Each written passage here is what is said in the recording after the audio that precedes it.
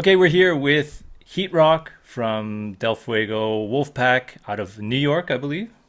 No, well, out of New York now, but originally from Georgia and lived Oh, okay. in Boston for 10 years and now I've been out here in Brooklyn for 10 years. Wow, Yeah. right on. Yeah, well, we'll get into that bit of history. Yeah, to start off, if you don't mind, do you mind? Yeah, just introducing yourself to everyone who's listening and watching. Yeah, sure. Government name Ivan Cofield, born and raised in Georgia. Heat Rock 1 of Del Fuego Wolfpack and Cypher Sons of Montreal. Um, yeah, I've been dancing since I was a kid, got into breaking roughly around the age of 16. But it was like an off and on thing and kind of a dabble around thing, and got really serious with it around 27, 28. Started off popping, mostly social dances in the beginning, anything that was like on TV. This was like this is the early 80s. So I was born in 82. So a lot of the stuff that was out then, and then kind of getting into popping roughly around 95, 96. I wouldn't really say that I was 100% a true popper, but getting into the lifestyle of that was around that age, around that year. And then yeah, that's pretty much all she wrote there. Just that's how I got started. Was this in Georgia that you started dancing? Yes, in Georgia. I was always dancing as a kid, just kind of whatever social dances were on television, just trying to mimic those, and going to parties and cookouts and things like that, and just kind of jumping around whatever dance style that was um, that was out during that time. Hmm. And then roughly around um, the age of 12, 13ish, started picking up on the popping style. Kind of mimicking things from movies like Breaking and Beat Street, and just trying to copy those things. And whatever we at the time, the internet was really slow, so there wasn't really much help there. But freestyle session tapes, another tape that was out from like breakdance.com. So some of the VHSs that I was getting a hold of were things like that I was like trying to get a lot of try to get whatever inspiration we could. There was TV shows that were out, and whoever was like a guest star dancer, things like that, and picking it up from there, music videos. And that's how I started with popping. And that was like my introduction to popping, was through like television and whatever I could find. Right, right. Yeah. Now, I don't really know much about Georgia, but was there much of a scene or even just like a dance culture there? There was, okay, so dance culture there. There was a dance culture there. We had a lot of social dances. Um, if you even just going back in history, there was a lot of like even Lindy Hop was a thing down in the South as well too. So there was a lot of cultural dances down in the South. But the introduction to like hip hop in the South was a little weird.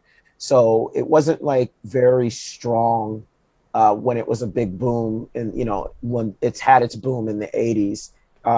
It was kind of like something that migrated down towards the South. Like even like the radio stations, we really didn't have a radio station until somewhere in the 80s. And even then, the hip hop music was only being played for like a couple of hours throughout the day. But this was before my time. I was a little too young to even like remember.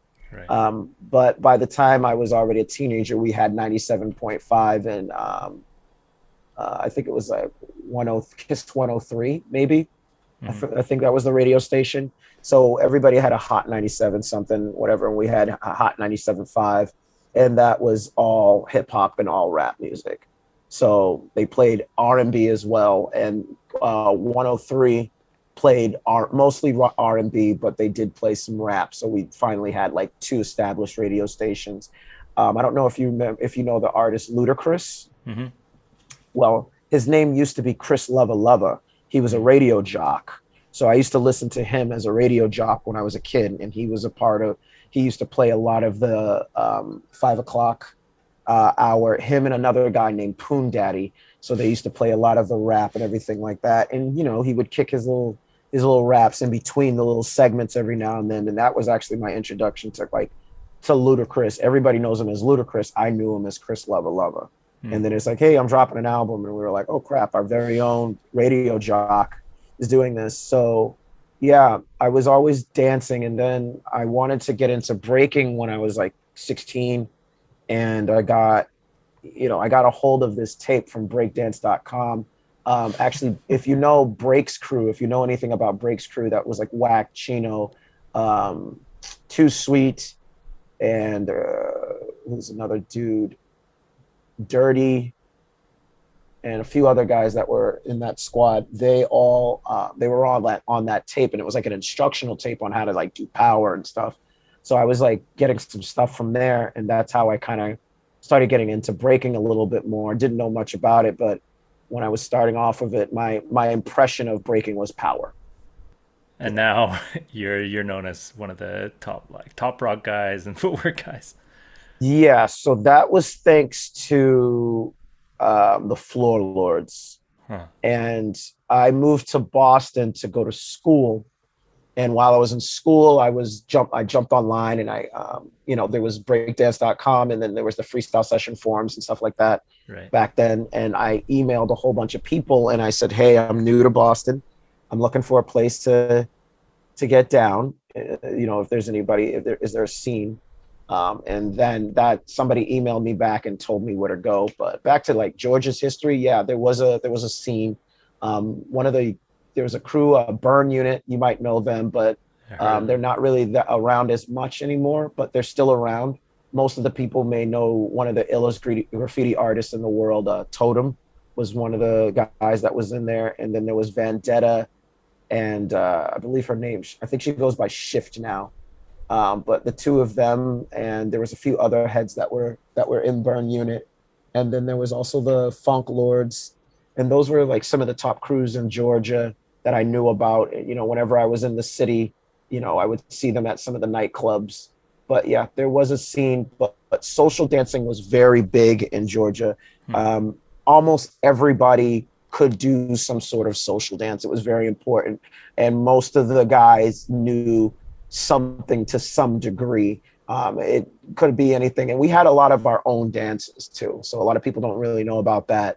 So I was always doing a lot of the social dances that were out there. We had the Bankhead Bounce.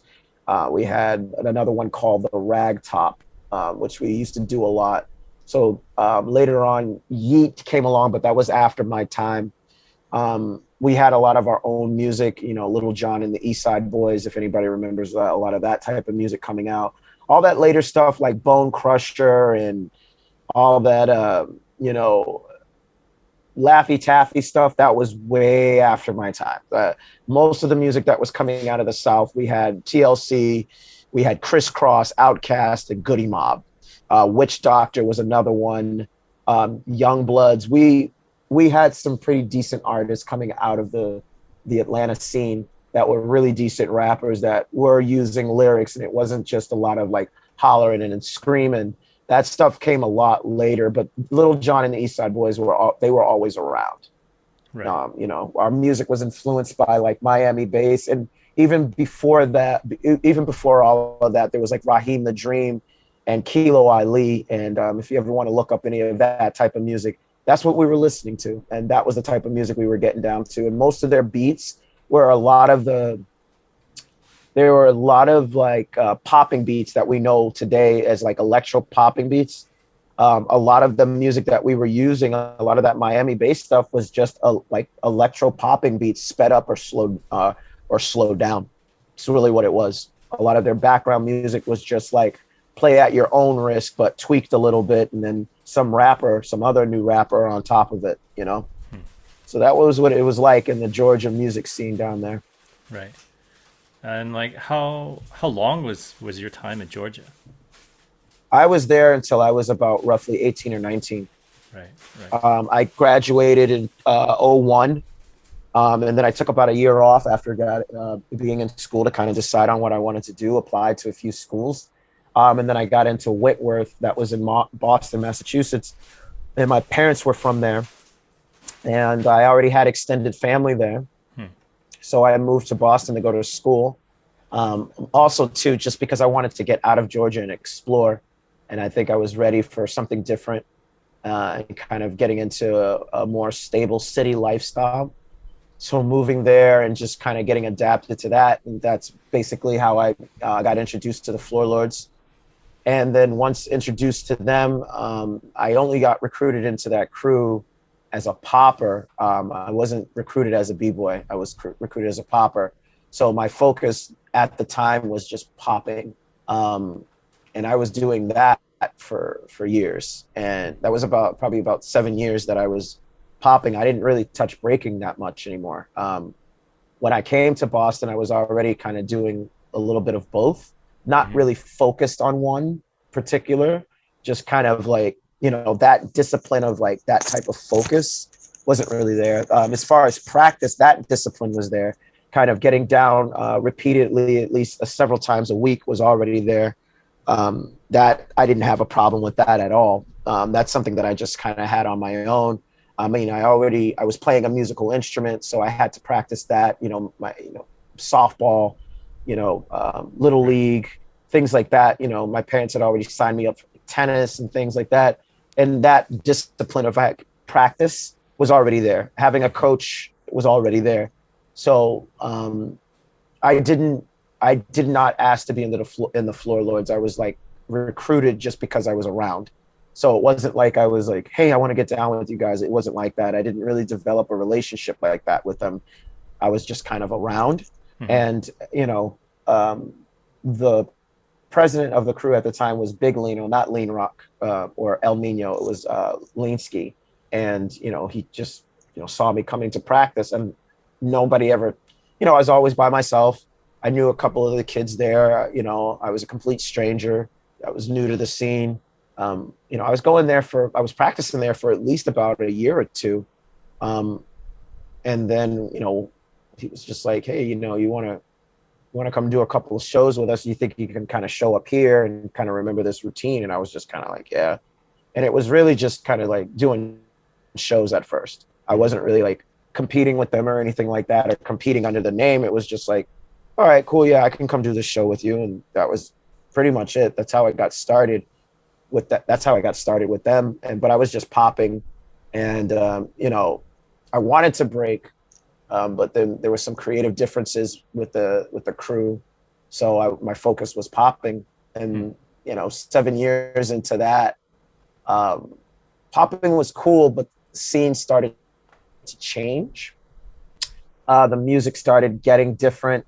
What was hot as far as music was becoming different. What was hot as far as like style wise, what people thought was a dope style and what they thought was dope, because the music was getting stupid, in my opinion. The dance style in my opinion, started getting kind of boring. And what people were thinking like this is cool was really like, it was watered down. It was a lot of the flavor wasn't there, the groove and everything, and I kind of got bored with popping. And then the faces were getting new, so of course like the styles were getting new, because the kids they were younger. There was like a good 10 to 15 years gap in between the age groups. And so there was no like slow, like it wasn't like a gradual shift in the styles Right. and how the kids were looking. And it was just like, here's your generation and here's your generation. And it's just completely different. So it got whacked to me, and I just didn't like it that much anymore. And I was just I was really inspired by a lot of breakers. I really didn't even watch popping. Like, social media started to grow around this time. So YouTube started becoming a thing, and you could literally just type in who you wanted to see, right? Mm-hmm. If that footage was uploaded, because this is like the earlier years of YouTube. Mm-hmm. So people had to upload their own stuff, or somebody had to upload it too, and it was a process. So it wasn't like this thing where you're on your phone and you're like boom, boom, boom. Oh, boom! Here's a button. It'll be up in 20 minutes. I can do it on my phone. Like the iPhone was just becoming a thing, Right. right? Right. So this is like the early 2000s. So VHS and DVDs were still a lot of promoters like secondhand bread and butter. Like they were still making a lot of money off those things. And then YouTube comes out, and then now you start seeing a shift in the hard copy. So I was that generation of watching that fade. So I'm in my early 20s around this time. And I just kind of got bored with popping. Also, too, there was some stuff going on internally in the crew as far as how I was practicing and being able to grow and expand. I was being stunted. So also, too, the aggravation of that was there. Right. So I just didn't like practicing that much anymore. And I was very intrigued by breaking. So that looked like more fun.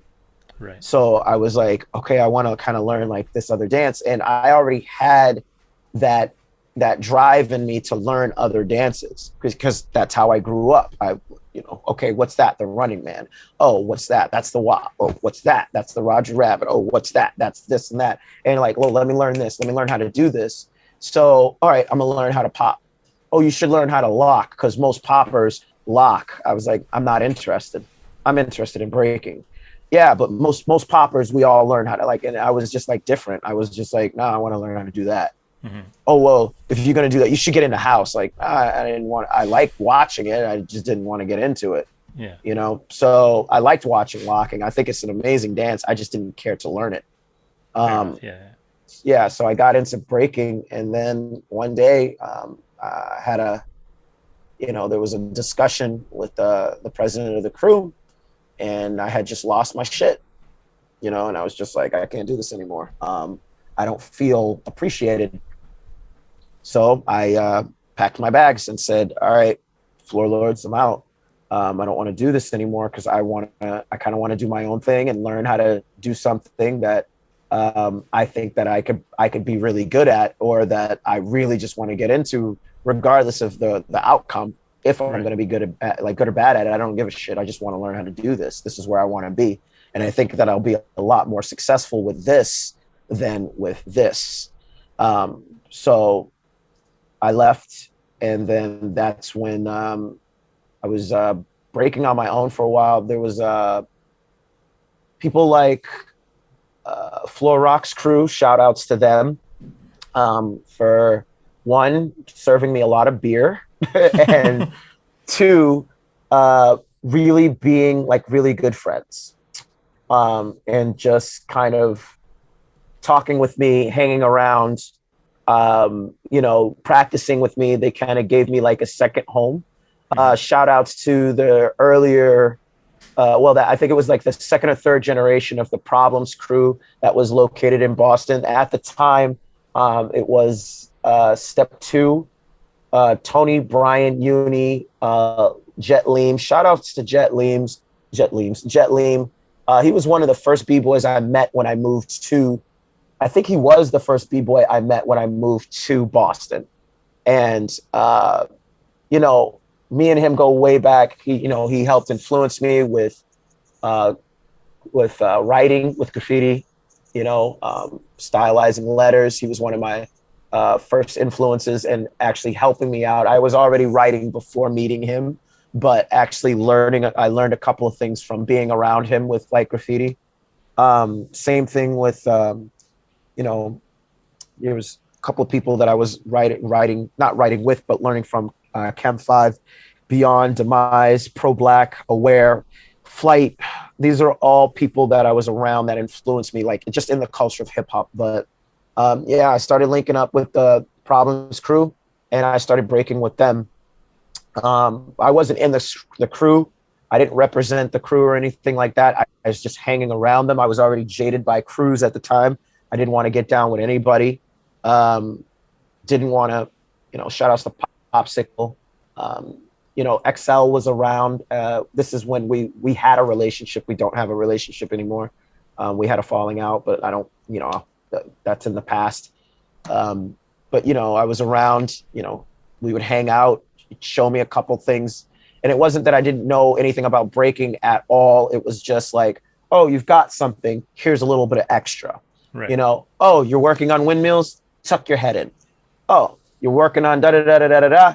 put your arm on the side, you know, like little things like that, you know, just kind of helping and picking up a couple of things from people here and there.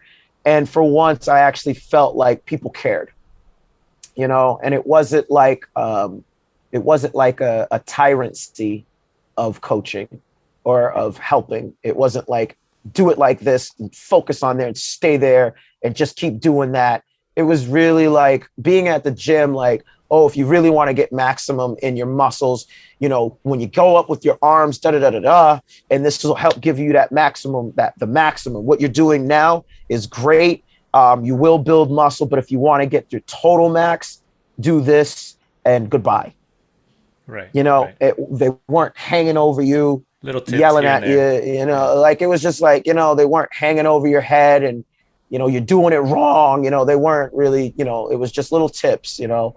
And if I ever felt or heard any of that type of attitude, I immediately would stop talking to the person or stop hanging around the person, you know. And that was one of the reasons why I had some falling outs with a few people in the beginning with breaking, because of the way their attitude was. Like, I already told you how to do it. It's just like, I'm not doing that no more. Like, I had to deal with that for several years, but like people who were coming up to me and just like, oh, that's cool. Now try to do that shit backwards with your eyes closed, you know, like, yeah. fuck, you know. And shout outs to Step 2 for really being like a really good friend and just really helping with breaking with me with that.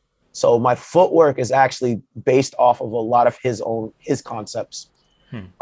You know, he first he was with LOI, Lords of Illusions, then going over to Problems Crew, and being in that crew, and then leaving Problems Crew and being the founder of Del Fuego Wolfpack, and becoming like one of my good friends. And really, like, you know, every time I would do stuff, you know, he was never like, that's whack. He never used those words with me. He was like, it's cool.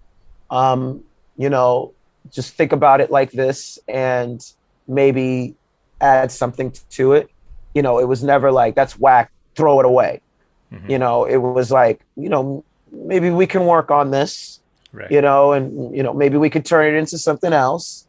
You know, it was never, you know, he was never like the type of guy to just, you know, shit all over your ideas, you know? Right. So being around that atmosphere really helped out a lot, you know, being able to, you know, joke freely and finally be around people that didn't like make fun of you. You know, they didn't talk shit about you. You know, we joked with each other, but it was never to cut each other down, you know, like, so that was like really very healing for me around that time. And being able to be in a newer atmosphere, and just kind of like being able to grow and being okay with like being me and having that freedom to just be me was just important. Great. Yeah, it was very important. So that was like the blossoming of like where I put a lot of energy into like kind of getting down. Like my style in the beginning of breaking was, it was influenced by what I had learned from the Floor Lords, and then what I was learning from all these other kids, and what I had learned from other b-boys. It wasn't just like Floor Lords, other kids. It was like I had learned stuff from Skill Methods. I had learned stuff from Renegades. I had learned stuff from Ivan the Urban Action Figure. You know, I had learned things from even just like house dancers and poppers and lockers. And I was fusing all of this stuff together and kind of trying to develop this idea and kind of going, okay, well, what's everybody doing? You know, and I remember being with Johan one day and we were listening to like, you know, the beats and everything like that. And some music was playing at this practice. And I said, you hear all those sounds and all those beats, like everybody's missing all of those, you know, just try and hit all of those. But you have to realize I'd come from popping. And that is how I looked at music. And that's how I looked at the dance. It was like you had all of these sounds and all these sounds and bells and whistles going off. And the strategy was, how many of those can you hit? Like, can you hit that whole thing? How much of this song can you do, like with your style, right? And I just remember talking to him about this, and he goes, "Yeah, but you don't have to hit every beat." And I said, and I didn't say anything. I was just in my mind, challenge accepted. So I just remember that moment. We were at this, it was at a college practice. We were, it was downstairs in a basement in a lunchroom. And it was funny enough, I'm there and a police officer walks in and goes like, "Oh, you guys are making all this racket.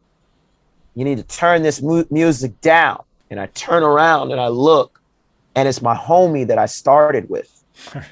Yeah, that I started popping with him while I was in Boston. His shout outs to my boy Spencer Sturdy.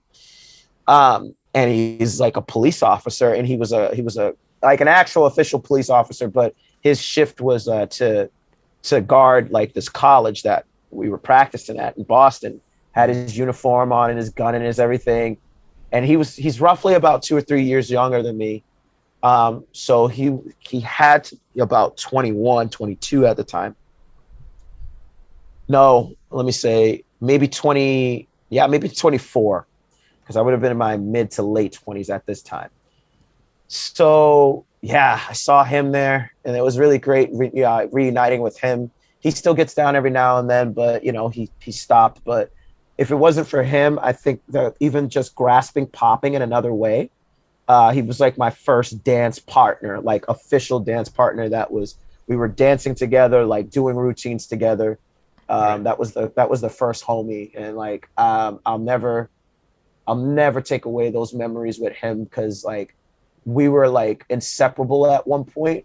Every time we went to jams, it was like people didn't even recognize us as two separate people. It was like Sturdy and Heat. Oh, Sturdy and Heat are here. Like Sturdy and Heat. Like, and the routines that we used to kick we had some pretty fly routines. Man, I wish I had that stuff recorded, man. But yeah, I don't have any of that stuff recorded. I wish I did. Wish I had that. Maybe one day in the future, you guys will reunite. I can't even remember the stuff that we were doing. He was in a different type. We were in better shape. We were fearless. Like we were jumping and rolling over each other. Like, yeah, it'd be cool if I put my head in the center of your back and started doing a wave, and flying over there. That's safe. Like, yeah, that we were doing stuff like that. And oh man, and not giving a fuck. Now I'm 40 now. I would think I'm gonna think twice about doing that. Like, right. Like I don't know, man. We might want to put some pads on the floor before we do this. But yeah, that was pretty much it. Like I gravitated towards Johan more, which was one of the reasons why I kind of started having a falling out with a couple of heads, because of the way that they thought about breaking. It was just very, it was too macho and too power oriented. And it wasn't that I didn't like power. It was the way that they were talking about power that turned me off to it. Because my first perspective about breaking was power. Yeah, yeah. Because that was like, wow, these people are spinning on the floor and they're spinning on their heads, and wow, look at how that flare, what the hell is that? Seeing a continuous like air flare, like holy shit, this guy's like flying through the air, like, man, I really want to do that. Wow, he spun on one hand, like while he's like, I didn't know the name. Like everybody's view when they first see breaking. That's what I'm sure everyone thinks. Right, but I also too, you have to understand, I first saw breaking in the 80s on television, right, and in movies. Mm-hmm. So when I saw breaking, this is another thing that's very important to me. I saw Black people dancing. That's all I saw, and that's what it was for me. And that is one of the reasons why I wanted to get into it, because it was a cultural thing. It wasn't cool. It was just, this is what Black people did, because I did every other social dance that Black people did. So it was only right to do this dance too, because Black people were doing it. I saw Latinos doing it as well. If you see the movie Breaking, yeah, they weren't really breaking, but you look at the characters Turbo and Ozone, you have a Hispanic man and a Black man. And then you look at the, well, you know, the real names is Shabadoo and Boogaloo Shrimp. Then you see Electro Rock, those two characters, which was Poppin' Taco, rest in peace, Shabadoo. And you see Popping Pete, who Popping Pete is a tall, dark-skinned black guy, right? I see people of color doing something. And that's what I always saw in music videos, people of color. I didn't see a lot of white people or Asians in that around that time dancing. I did not see that, you know. Um, it was black. It was still predominantly black to me. That was what it was. Um, I wanted to break because it was black culture, and that was cool, you know. Right. Don't get me wrong. You see breaking the first time, that's like amazing. But I saw footwork first. You know, I saw Toprock and all of these things put together. Then you see the internet, and then you see what you see in the movies. And yeah, they're editing a lot of this stuff, and they're just showing a lot of the windmills and the head spins. Yeah, that stuff is cool. But then, you know, I'm seeing it now in the 90s, and I still see people doing footwork. Mm-hmm. So yeah, I still wanted to learn how to like spin and stuff like that. That stuff was cool. And how badass is it going to be able to do this at the next talent show? You know, like at school, like, yeah, fuck yeah, I'm going to be cool now at school if I can do windmill backspin and spin on my head. And sure enough, I learned how to do a damn windmill in my garage, you know, even though my fucking eyebrows were burnt off and like, you know, had a couple bruises, but finally got that sucker, you know. Yeah. And these are just like these things that, yeah, these are these things that you like, you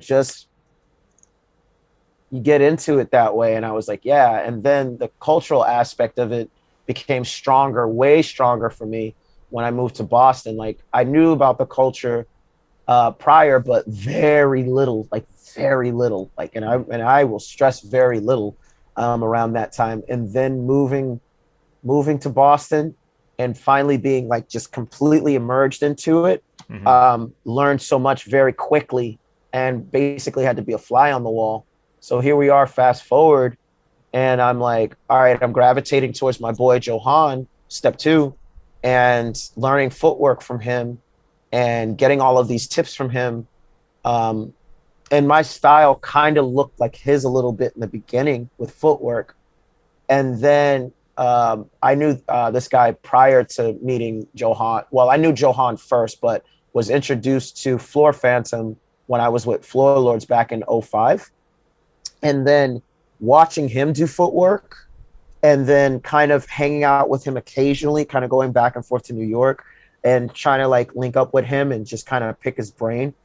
He was definitely younger than me, but the way he was doing footwork and the way he thought about it, I was just intrigued by the way he thought about it.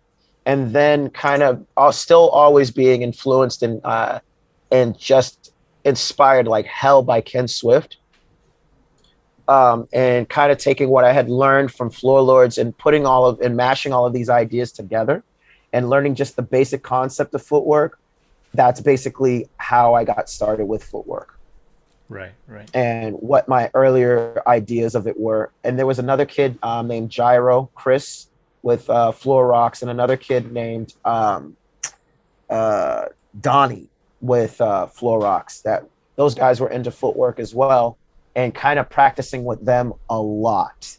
And just being able to, you know, share with each other and cipher with each other. That's basically my introduction to it. Then meeting people down the line, like Profo, meeting him down the line, meeting Po One down the line,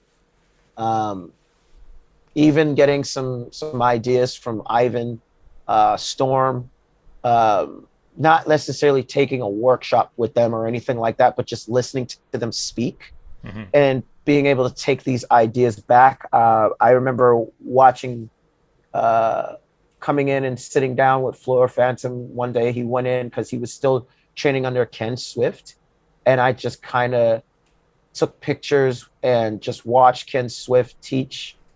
And watching him teach and hearing what he was saying, I caught like the last 20 minutes of his class, his workshop, when he was still working and teaching out. He had a studio here in New York that he was teaching out of.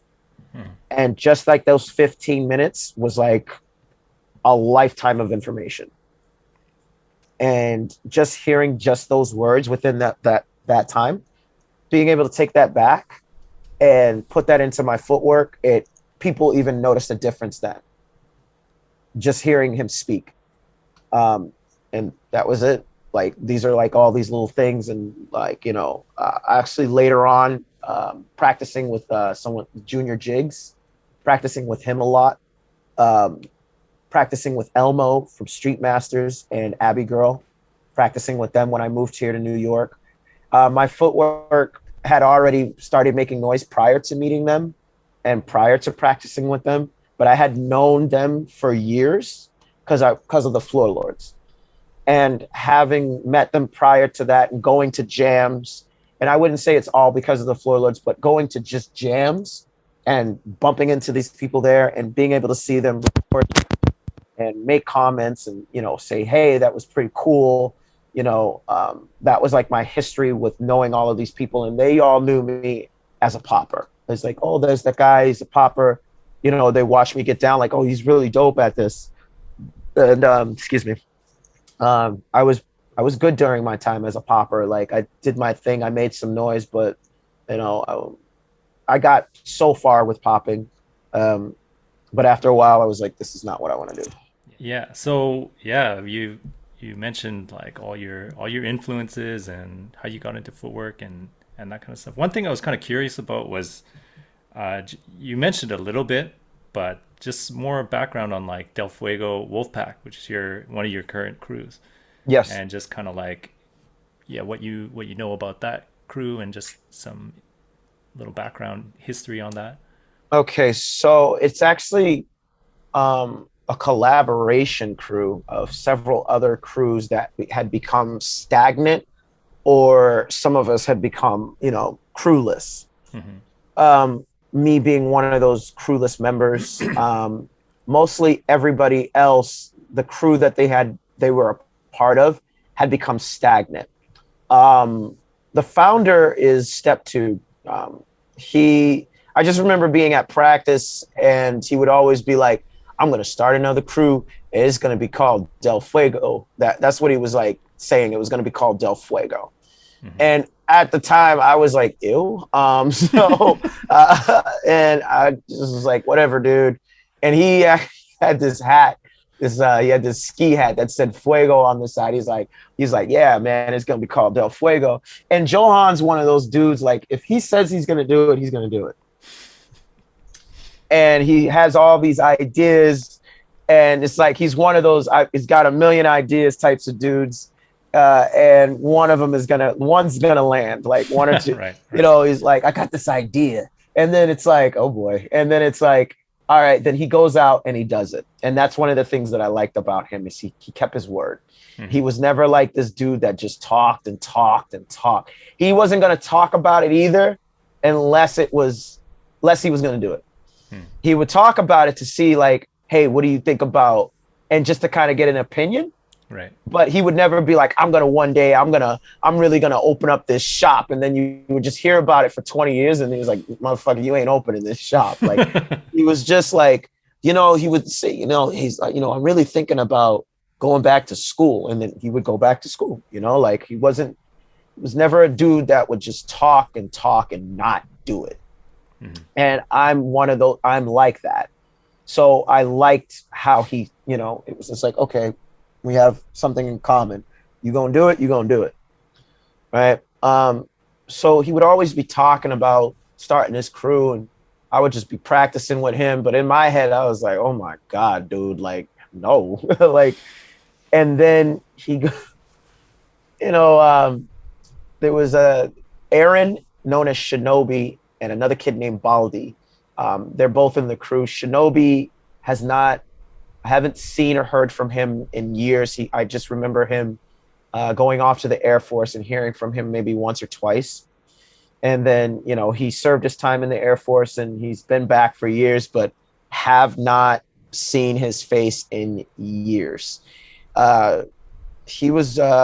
You can find some video of him with us when we first got together. But United Styles, big jam that's out in Massachusetts now. I think they're like on number 14 or 15 by now. Definitely up there in numbers. But at the time, this was number 7. United Styles number 7.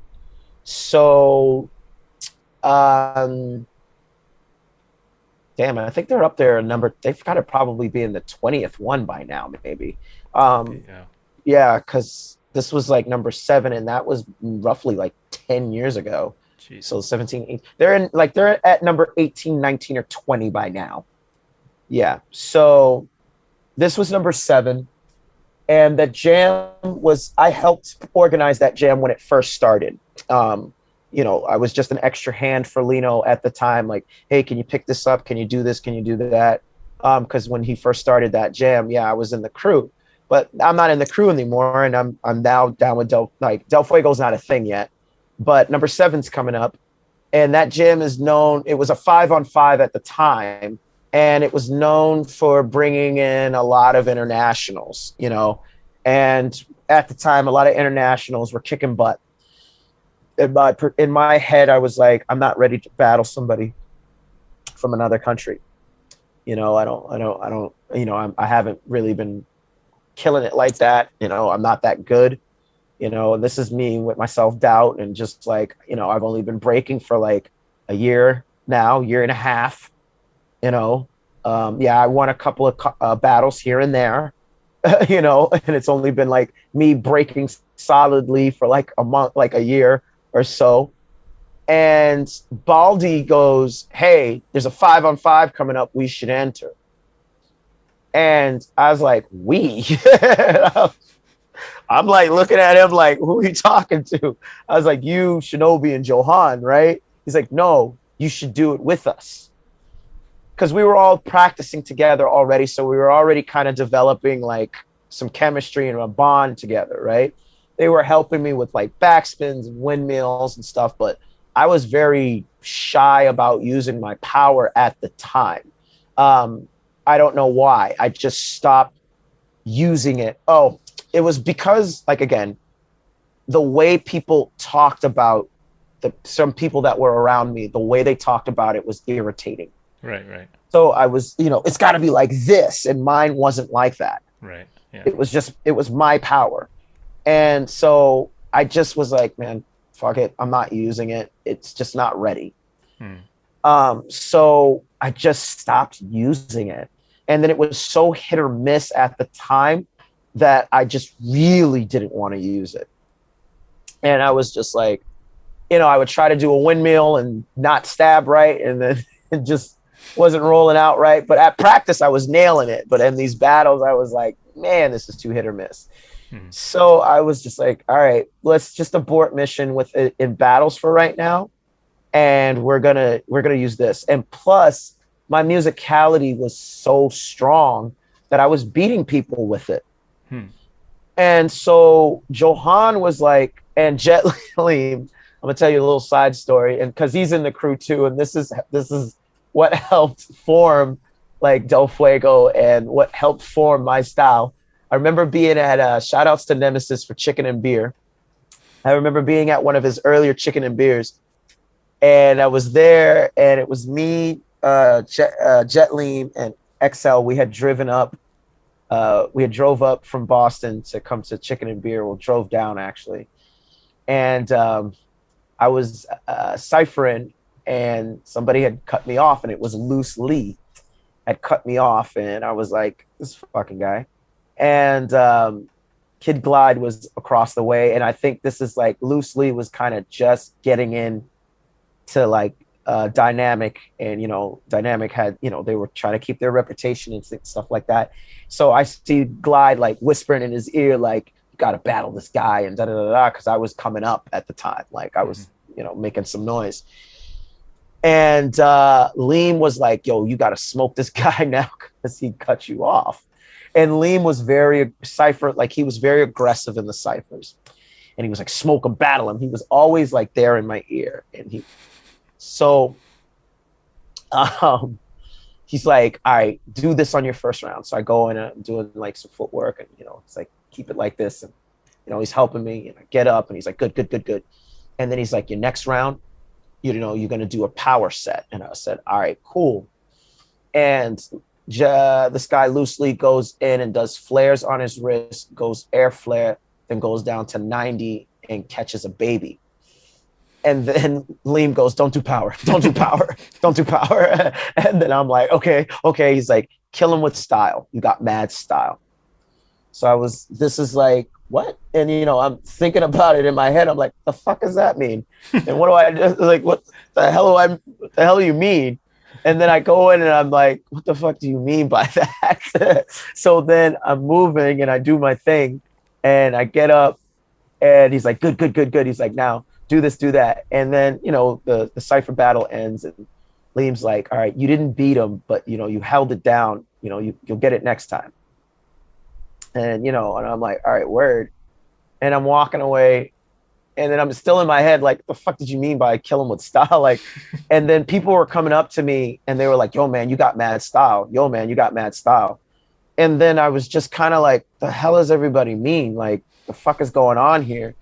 And then kind of watching how people were breaking, I started to understand what they meant.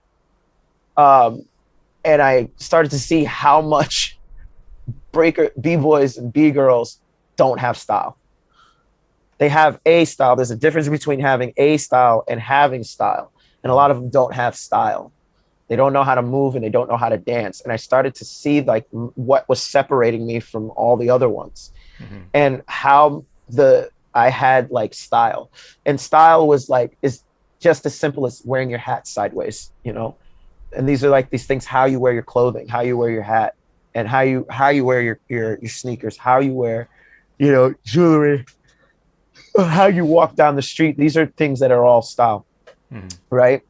And I had that, and I had it naturally, and it was separating me, not in a bad way, but in a good way. So I started to lean on that a lot more, and started to go like, all right, I move a little different than everybody else, and I started using that more instead of power, and I started using my musicality more than power. So back to Del Fuego, we have to do this jam, and I'm shitting bricks because I'm like, man, like the fuck, they're throwing me into the frying pan right now. Like I'm out of the fire and into the frying pan, and it was just danger after danger. And it's just the four of us at this time, and it's a 5-on-5.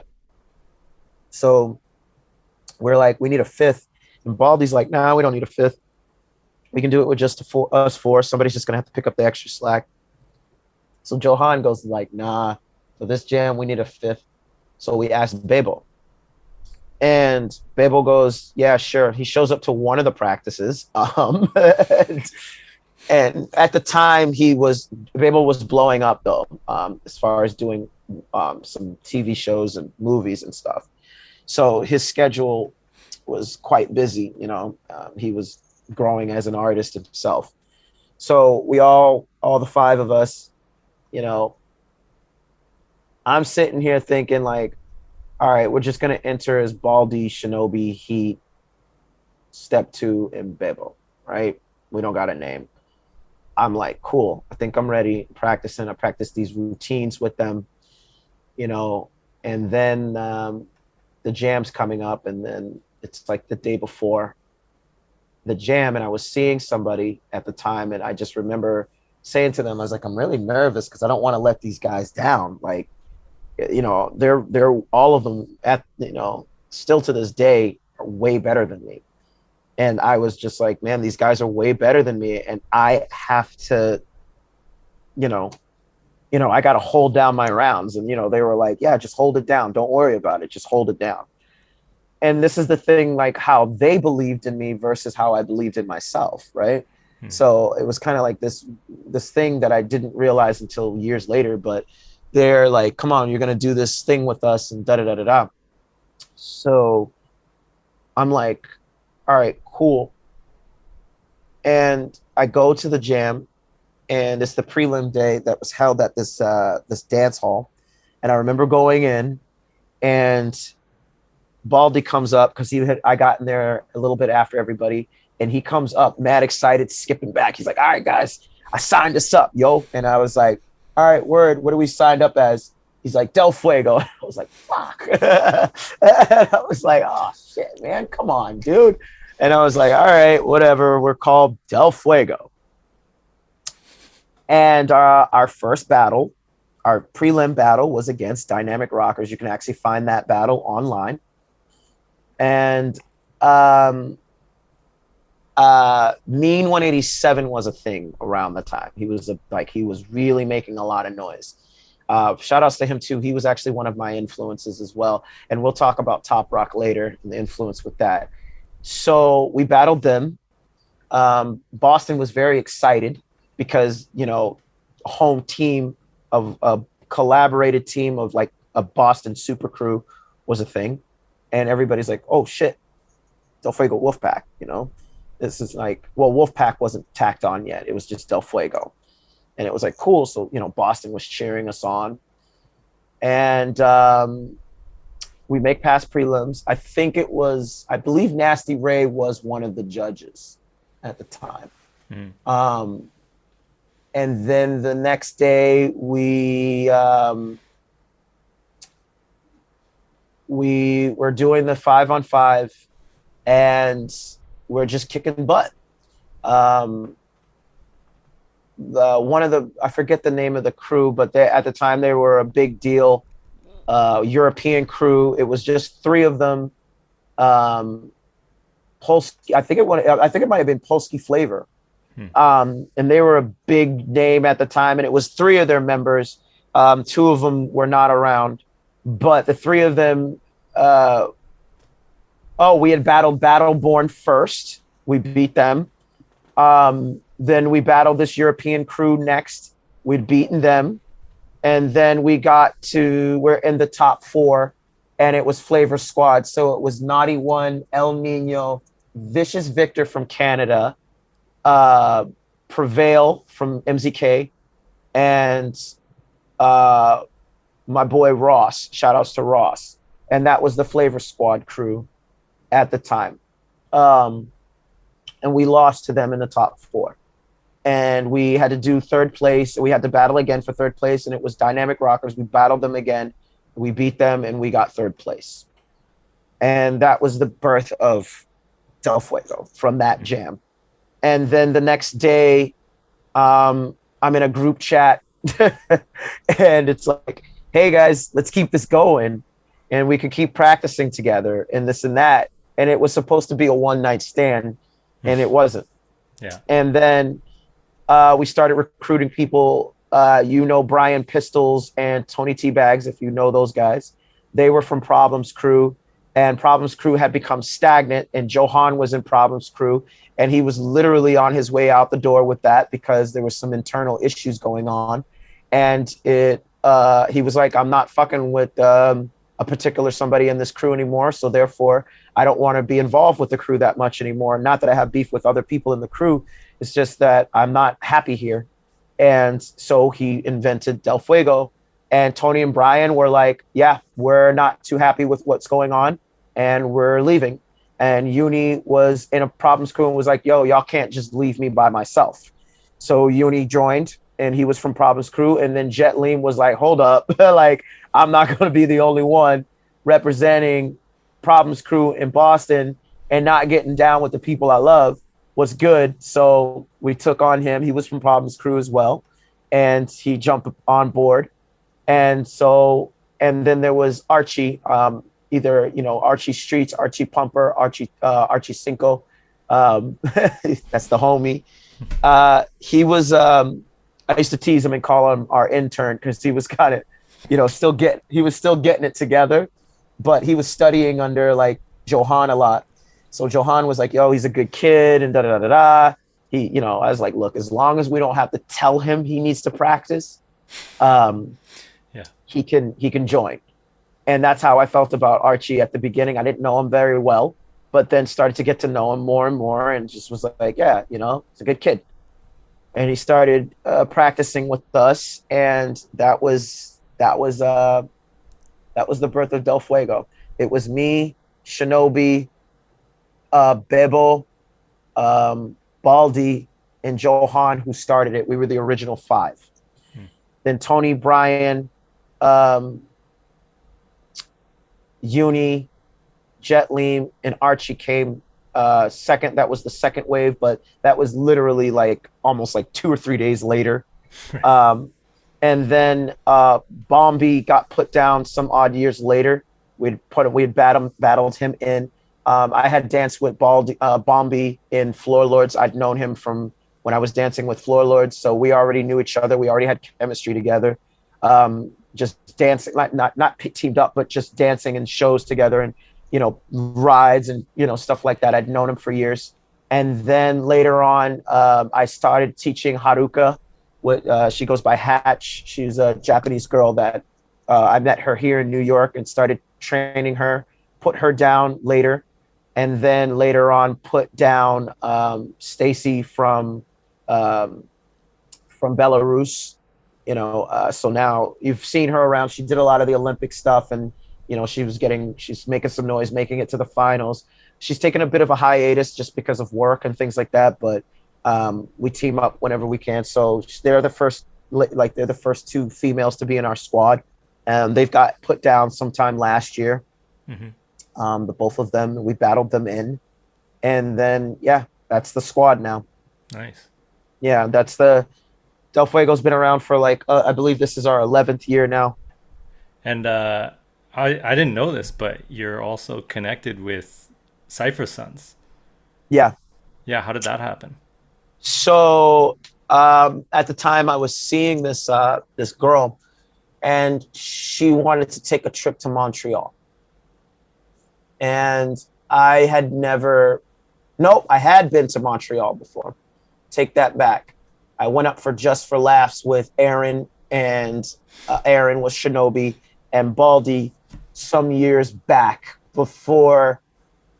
I think Del Fuego we were solid, but we weren't like really like using the stamp as much. And we had drove up to Montreal, and I not met, but I had already known some heads up there, and was saying hi to them. And Lynx, shout out to Lynx. She's been dancing in Montreal area for like years, for a very long time. Hmm. And I had come up with my girl for Just for Laughs, and we stayed at a hotel that they rented for us, and I had come back, and shout outs to Omen. He was there, and I was kicking it with Omen. And then my girl wants to go to Montreal to party. And I was pretty like systematic at the time. And that was just because of like how we did jams. You go to the country, you go to the hotel, you go to the jam, you go to the after party, you go home. You don't really walk around and get to see the area as much, go on a tour. And, I wasn't doing things like that yet. I wasn't seeing the area as much and exploring.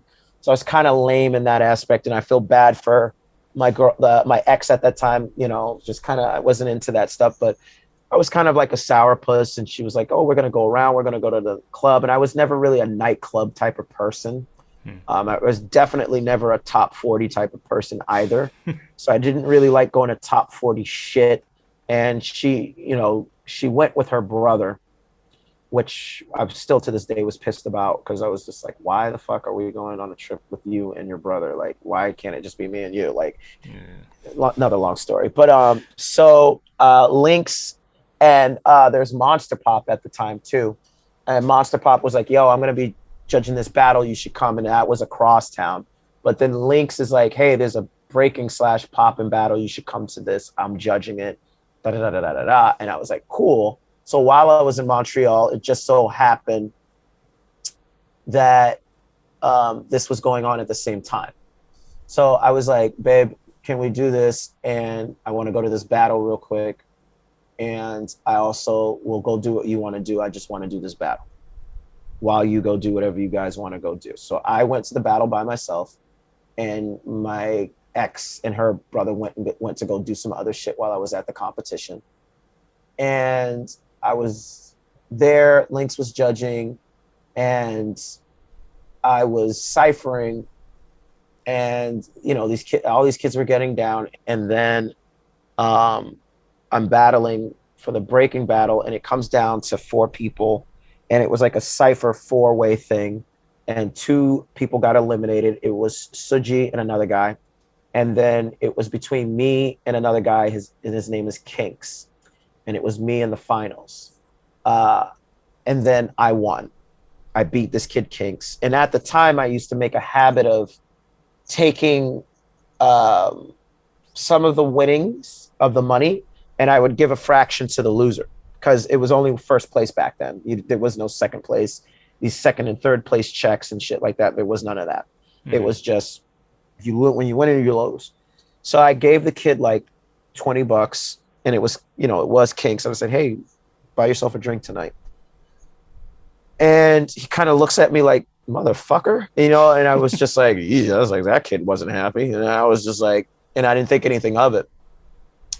And somehow, uh, this kid, Suji, and I stress kid because he was like in his teens. I was in my 20s. He had to be about 16. So I was, or 17 or something, or 18 maybe. I was already like 27, 28 already, right?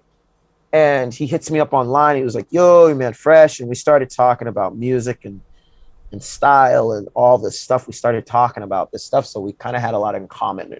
This is after I left Montreal. So we just kind of started a bond. And, he invited me out to teach a workshop. He invited me to come hang out, and do all these things. And I started like connecting with them a lot and meeting the rest of the crew and just developing a really strong relationship with them.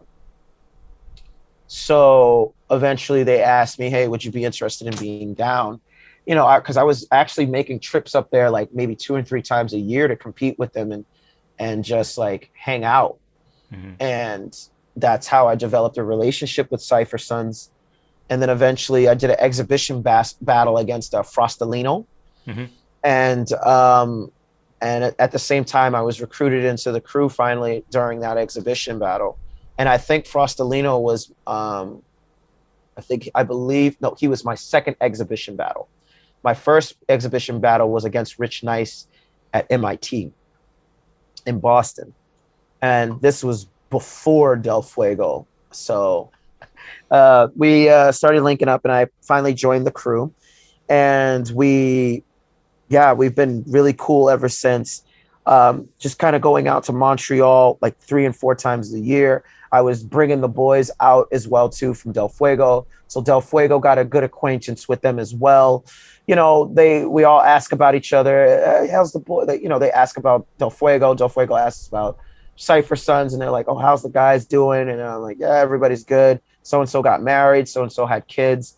Cypher Sons now, they're not dismantled. They get down. They're just not as active as they used to be anymore. Mm-hmm. Most of them are having kids. One's married. Another one is really deep into a very loving relationship. Another one got very heavy into podcasting and social media. My boy Amel he's about to get married. Hop had a kid. He's married. Dubai has the studio. I believe no, he doesn't have kids. Fire Track, I don't really see much of him, but he got into his video production stuff a lot. Um, yeah, they're around, they're working more. That's Cypher Sons. I still rep them. I still, Mm-hmm. still put the name out there when I can. That's it. There's some newer, younger guys that are down, but like I don't know if they're throwing down like that as much anymore. Right. I haven't seen them because the pandemic slowed things down, and I think the first time I'm going to be able to see them is because I'm going up for a wedding.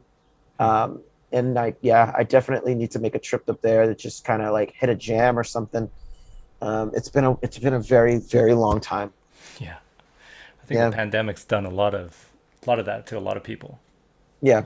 Like, So yeah. yeah. Um, cool. Yeah, I just had no idea. Yeah, me and Suji kind of connected through podcasting randomly. Okay, all right. So Yeah, Suji. yeah, yeah. Um, yeah, we just kind of like connected through that. I actually met him like a long time ago up in like Whitehorse, which is like northern Canada. They had some Mm-hmm. like youth breaking conference event thing, and he was one of the Yeah. people that was invited out there. So Yeah, he was really working with the youth for a very long time. yeah, Yeah, man. Shout outs to him, man. He's really doing his thing. Yeah, man. He looks great, very healthy, still rocking when he can, still getting down, still, hmm he works with kids every now and then. But yeah, damn, I didn't know you knew this. I didn't know you knew the squad. yeah, Yeah. yeah. Wait, did you know I was down with Cypher Sons? Maybe I heard it like a while ago, but I forgot or something. But Mm-hmm. yeah, it was a pleasant surprise. Yeah. Yeah. Yeah, no, man. You mentioned a little bit about your kind of footwork influences and history and how you got into that. Mm-hmm. And another big thing that you are really known for is your top rock. And I Mm-hmm. think that's how, when I first saw you, that was the thing that I saw you for, was like your top rock. And I was like, oh man, this guy is, like you said, you mentioned it before with the style versus having a style. And when I saw you, I was like, oh man, this guy knows how to dance. And that's Yeah. rare in the breaking community, right? Yeah. Yeah. So can you Yeah. talk a little bit about Top Rock, how you got into that, or how who your Funny influences were, enough. and that kind of thing? Funny enough, the jam and the person that influenced me just recently got posted. Let me see if I can. All right. So this is the battle and the moment that I got inspired. Oh yeah, Okay. yeah, yeah. I was in the crowd. I would say I'm behind him, probably over on this side. Mm-hmm. This is Mighty Four. Mm-hmm. Um, I believe, I can't remember what year this was. I think it was maybe 2000. No, '06. This is Mm-hmm. '06. And I was there, and I'm standing on the back of a chair, and it was a couch, and it was a very thin back, and it was broken, so it Mm-hmm. was wobbly, and I'm like standing on this thing, like my feet are like literally balancing like this on the back of this thing, and I'm trying to watch because people were going nuts Yeah. during this Top Rock battle, and I'd seen For Top people Rock who before. are just listening, he showed a Yeah, video of Why Not, one yeah. of the guys who kind of changed the game as far as uh, breaking and top rock, and people actually starting to think about that in the Well, dance.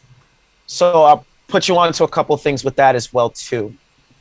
So I'd seen Top Rock before, and one of the first guys that I looked at, that you're not going to know this guy's name. His name was Basic, Hmm and he was really good at Top Rock. He was in Boston, and he had style with it. Um, and some of like my ideas actually came from this guy too. When I saw Why Not though, hmm at that point I was like, I want to try this. Like, I think I'm sold on this now. Because if this guy's killing this is really cool. And I saw him at this battle, and I was inspired right then and there. Like I was like, I want to learn how to do this. hmm So I was still popping. I was still with the Floor Lords. I hadn't left that crew yet. So it would be another, if it's 2006. So hold on. 2, 3, 4, 5, 6. It's not until another 4 years that I would leave and actually dive in. But after seeing this, I started dabbling in it and kind of like going, like if I was at a nightclub and nobody was looking, I would try to like do it a little bit. And then I was like watching the guy Basic a lot more now. And I started paying attention to everybody. hmm And I stress everybody. So I don't care how good you were or how bad you were, I would look at your top rock. And then I was trying to find relevancy. And what I mean by relevancy is looking for common steps. And because I didn't know much about it, so I was like, all right, that guy does it, that guy does it, that guy does it, that guy's doing it. That's the Basic then. That must be the basics. All right, that guy does it. That guy's doing it. That guy's doing it. That means that's the basics. All right, cool. It's in a routine. That means it's basic. Okay.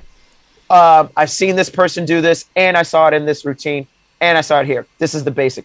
Then I started going, and I was talking to Floor Phantom, and he started dropping all the names of the vocabulary of it, and then I would just keep an ear out for the names of everything. So then I would just be like, oh, that's the name of this. That's the name of that. So for a long time, I was top rocking and didn't know the names of the steps. And, but I also came up with a lot of old school heads who were like, it doesn't matter. That were like, back then we didn't even have names. We just did it. And now they have names because you kids need to learn. Mm-hmm. So, I always kind of clung on to that and going like, all right, I don't need to know the name. And so traveling a lot and people started naming things. And then I was like, okay, it might be a little important to kind of learn the names because then people know what I'm talking about, especially when I started teaching. Mm-hmm. So then I started learning that people had different names for the same step. I can go places and what we know is a two-step or a cross step. Some people call that the Indian step. And then some people call the Indian step a cross step. Some people call it an Apache twist. And some people call it a kick twist. And some people call it a twist step.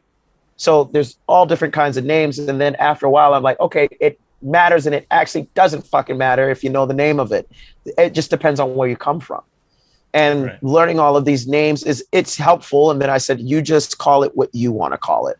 Okay. If you came up knowing that it was called the red dot slide forward move, then you keep calling it that. Okay. And the whatever the history is behind that, learn it. But learn the other names too. So it's like speaking another language. So if I say a cross step and you start doing the Apache twist, then I know it as this, and then I can tell you, all right, I know this as this. So we're on the same page. I am talking about this when I say this. Right. You're not wrong. Just depends on where you come from. Mm-hmm. So I saw Why Not and was immediately inspired and was like, that sparked something in me. And so this is where Mean 187 comes into play. And this is where Nemesis, Samo, my homie Brooks,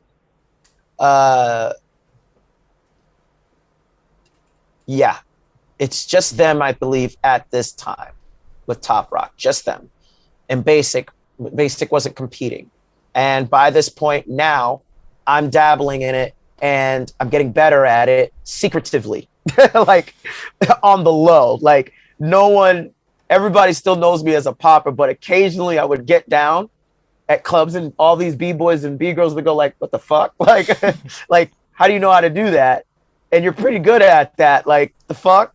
So people were like whispering in my ear, yo, you got some style with that. Like, you're pretty good at that.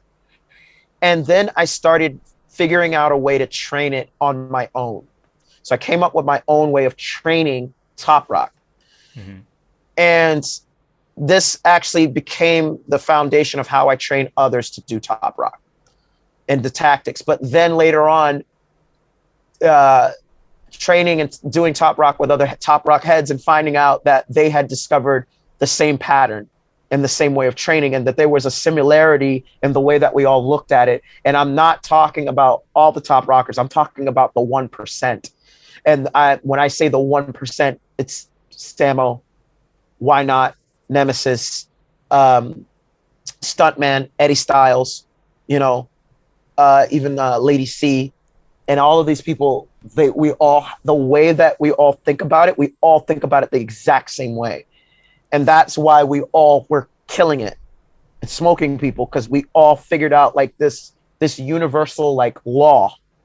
Like, and it was like we would talk and then we'd be like, wait, you do it that way too? I thought I was the only one. And they were like, no. And it was like this weird thing of like being like a superhero and finding out, hey, we all have superpowers and we all can like levitate, holy crap, like, and kind of like having this thing in common. And I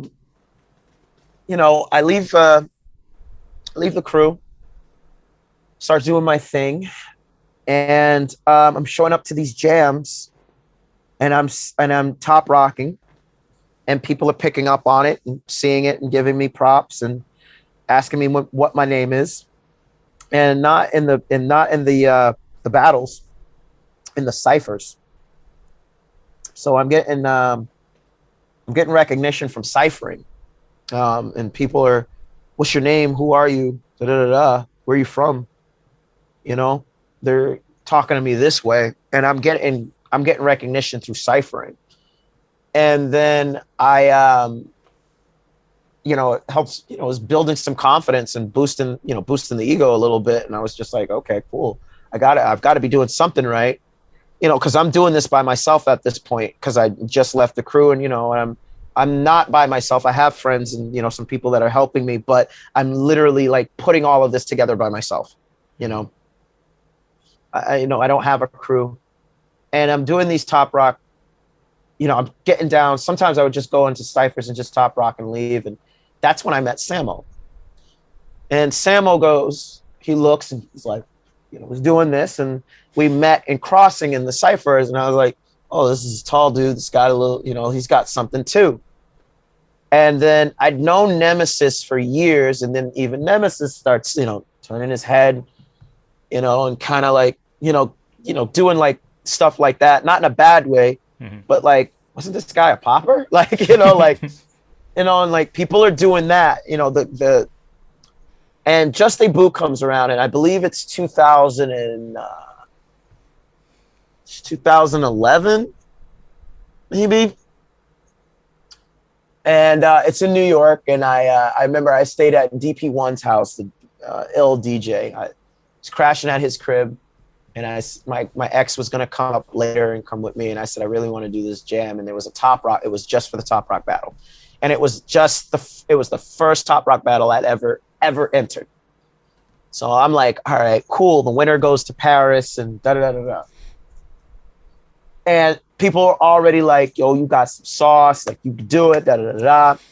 And plus in Boston, wasn't nobody out there Toprocking like that, except for, at least let me not say not Toprocking, but not putting in the effort to go compete with it and actually putting in a lot of work with it.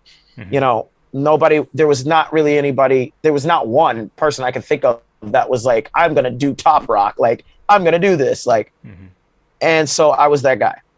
And so I was like, all right, cool. I'm going to go do this. I go to the jam, and Samuel's there, and King Uprock was judging. And I just remember talking to him before the jam. It was like, yeah, I'm a little nervous about this.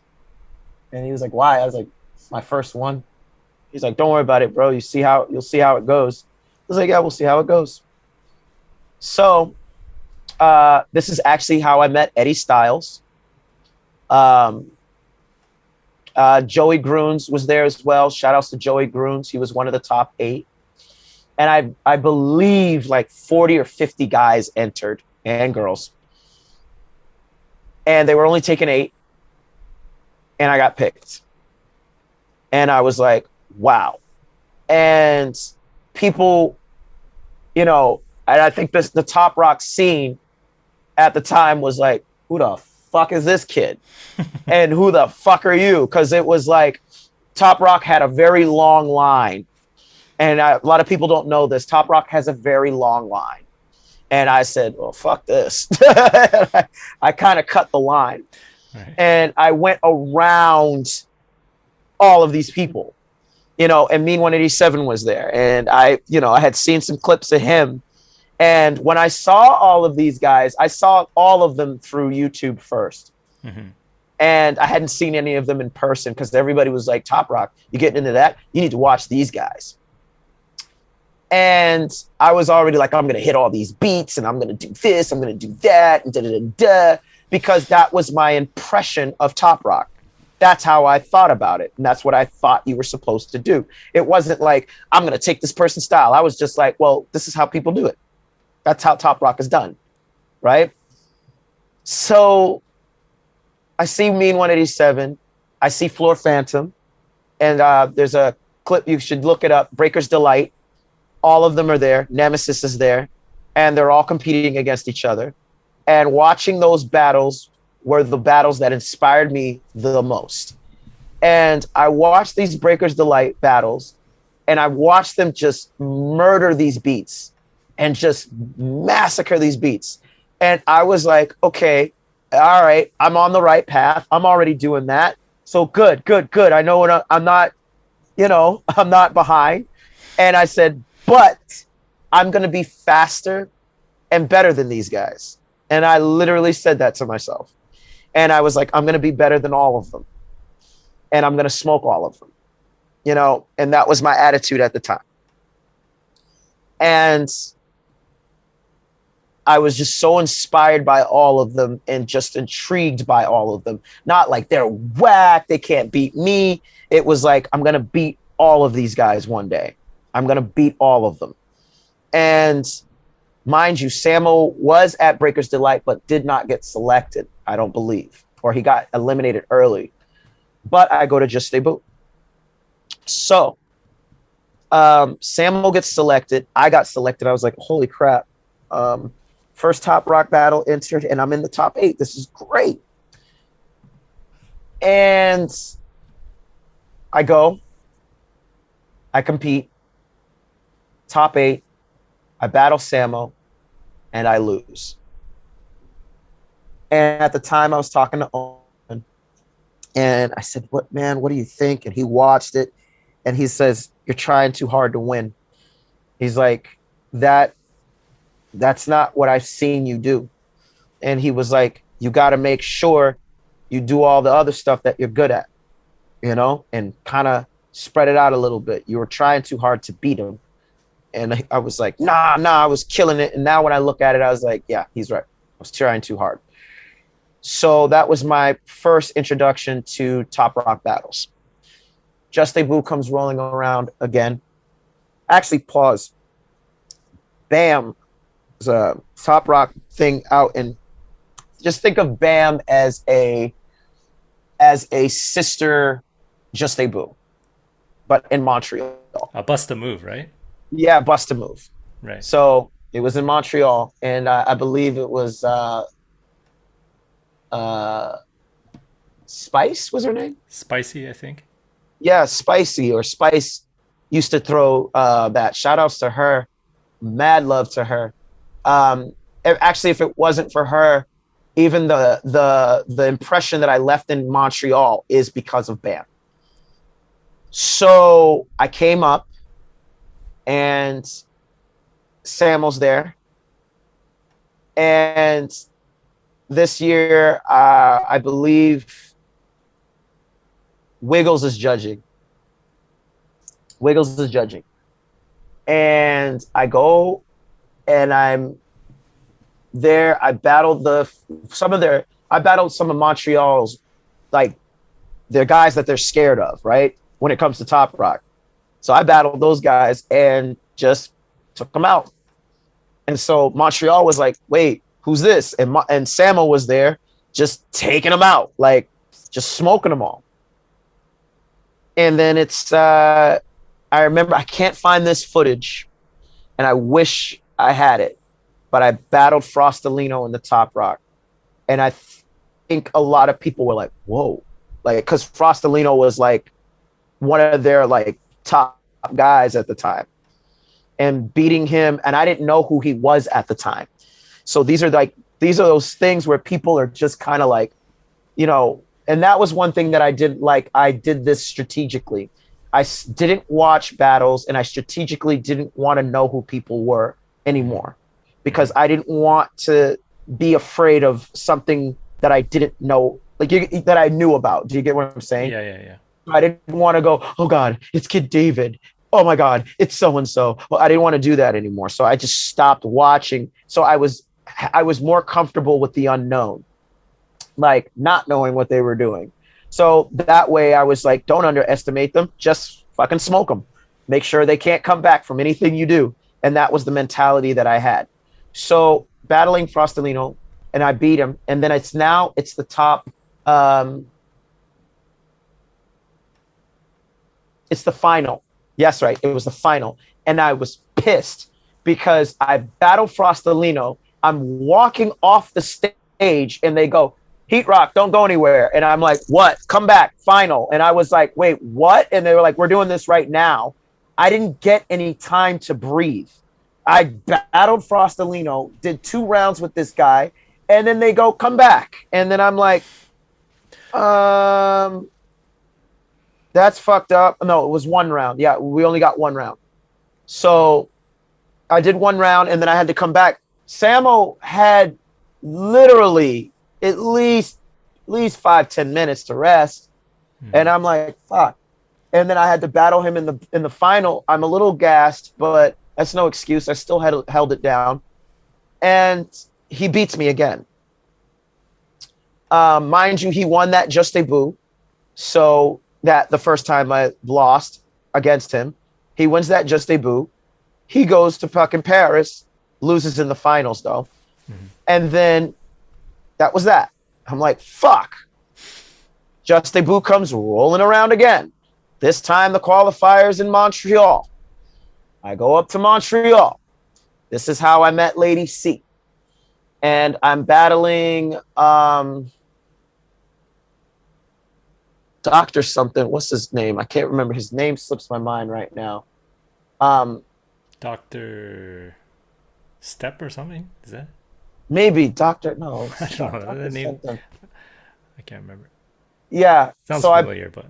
It might have been Dr. Step. Yeah. I forget. No, not. The fuck is his name? Anyway. Cool guy. Really amazing. I think it is Dr. Step. But cool guy. Amazing guy. So I battled him and beat him. And then it was Samo right after that. Top 4 now. And this time around, I'm like, all right, fuck this guy. And I was, he knows about this, but I was starting to develop a complex against him. And I started to like build this animosity towards him. And it wasn't because he had done anything. It was because the people I was hanging around at the time, which wasn't a healthy relationship, they kept teasing me about the fact that I was losing to him.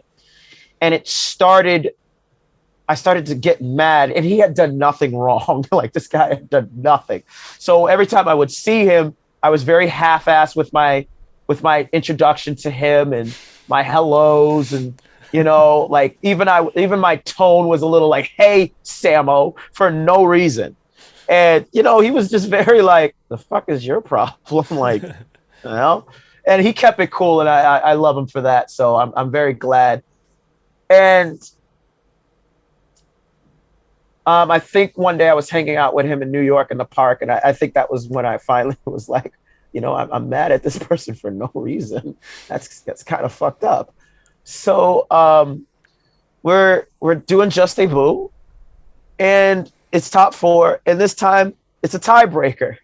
And in my head, I'm like, motherfucker, I know I beat you. I know I got this guy this time. And then, you know, but his name was like, it was big at this time. And then fucking lost. It's fucking tiebreaker. And I was just so fucking pissed. I was just like, what am I doing wrong? Like, why can't I get this? Like, what is going on?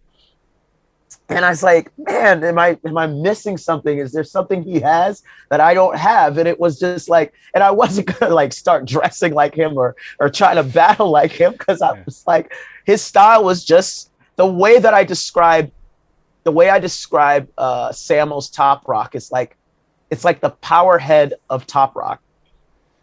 That's how I describe him. Like, he's got style. He knows how to dance. He's doing his thing, but it's very powerful. Like, it's right. The way that it moves is very, it's like, there's a lot of explosive moves in the way that he does, like in the way that he moves. I consider him the power head of Toprock. Like, to me, he's like the pocket of Toprock. Like, this insane speed and like just muscle with the way that he moves. So, and the way that he mixed house with his Toprock was incredible. So that's what makes him unique in the way that he Toprocks. Right. And so I lost to him, and that wouldn't be the last fucking time. So I believe I did another BAM. This time No, the next BAM, and actually, I'll come back to the next BAM because that one was very important because that one also is the history of Toprock. So this other one, skipping that last one, and skipping this one that I'll come back to, going to the 2-on-2 Toprock BAM. And this time now, I'm stationed in New York. I finally live in New York. And it's like my first year there. And I get an email. And it's Lady C. And she goes, hey. Oh, pause. Before this, and this is why it was really kind of surprising and important to me. Toprock City was a thing. I'd never been to one. Never competed in one. Never done it, but it had made its tour around the world, and Why Not and Wiggles they were the head of that, and they came up with the "What up, everybody? It's your boy Why Not and your boy Wiggles, and we are here to present to you the top 10 Toprock City's best 10." I remember this, yeah. Right, okay, and there was so many people bitching and moaning about it because they didn't mention da da da da da and this guy, they didn't mention this guy.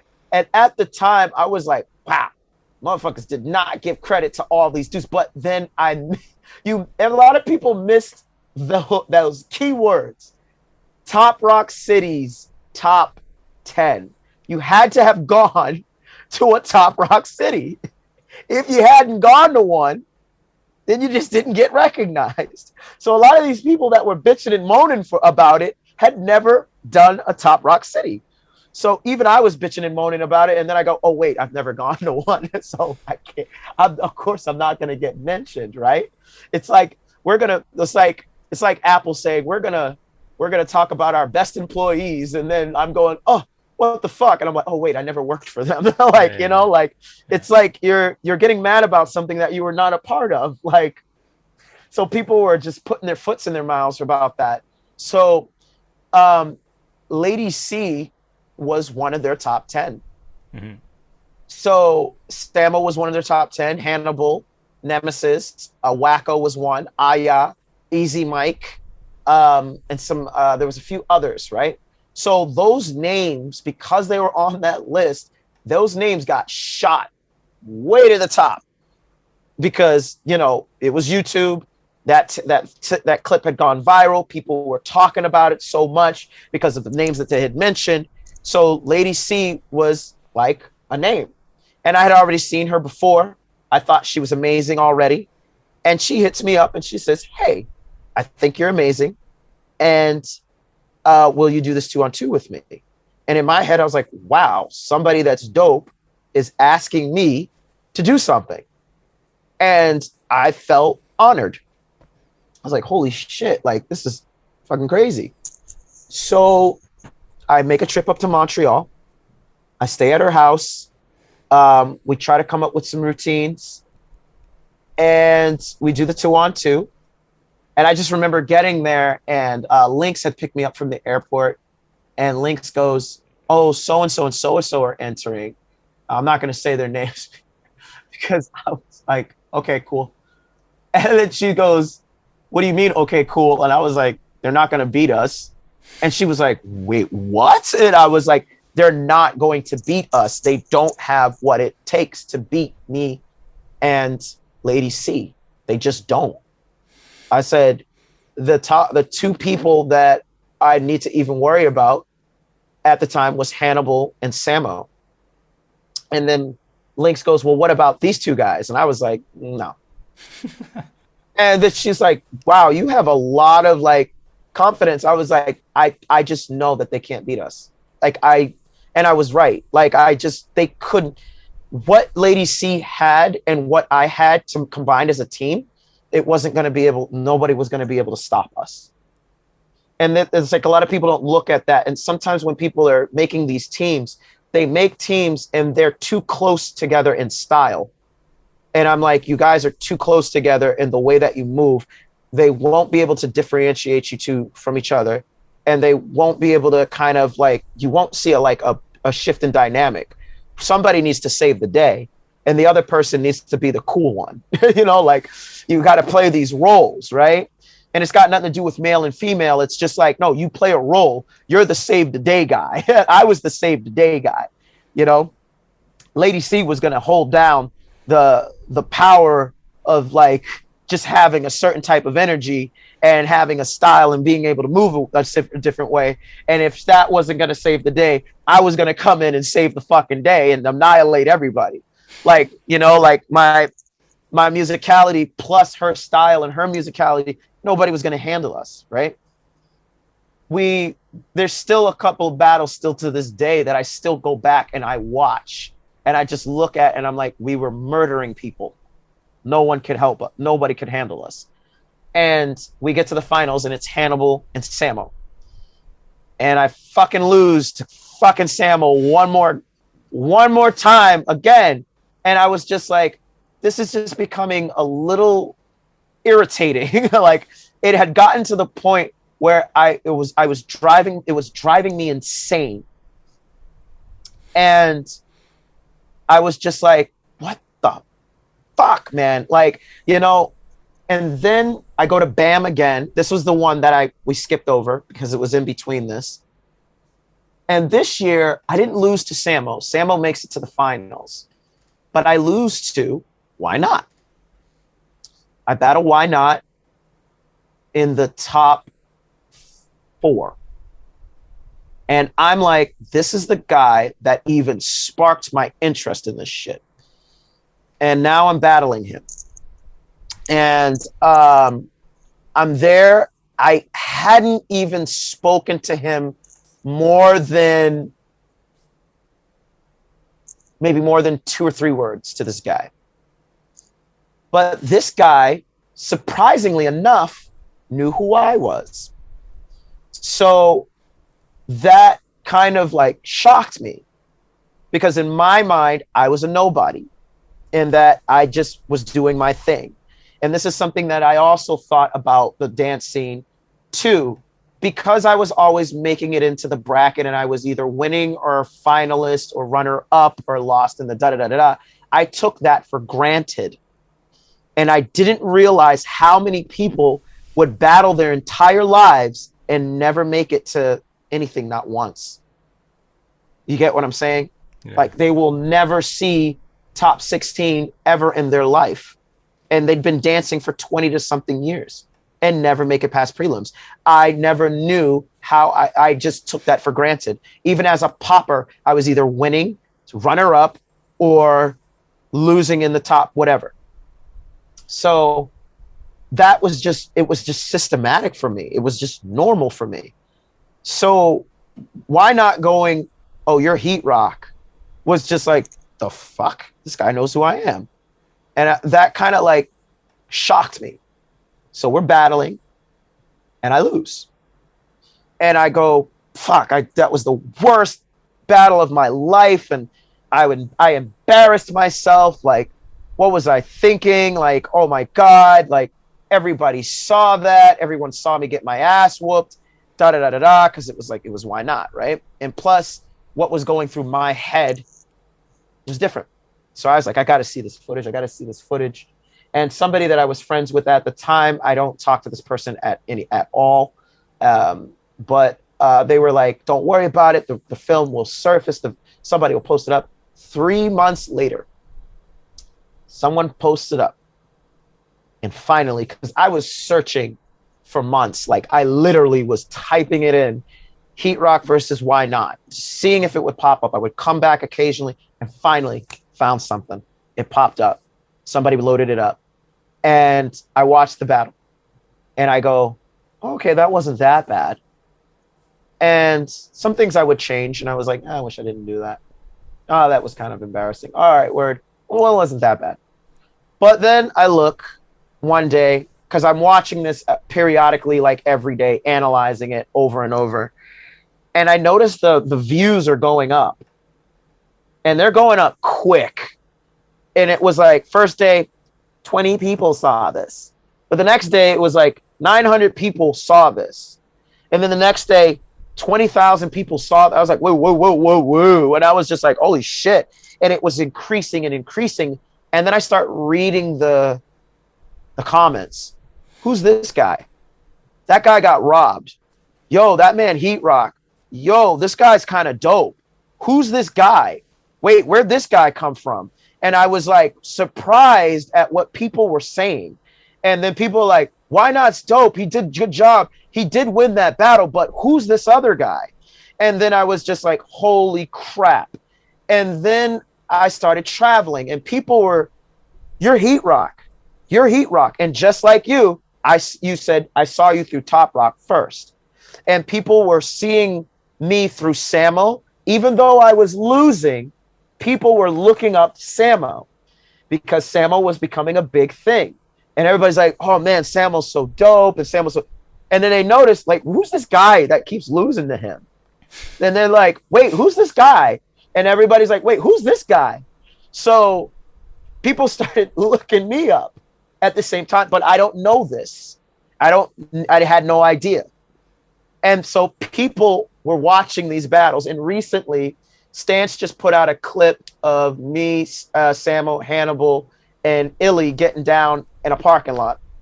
They just put that up recently.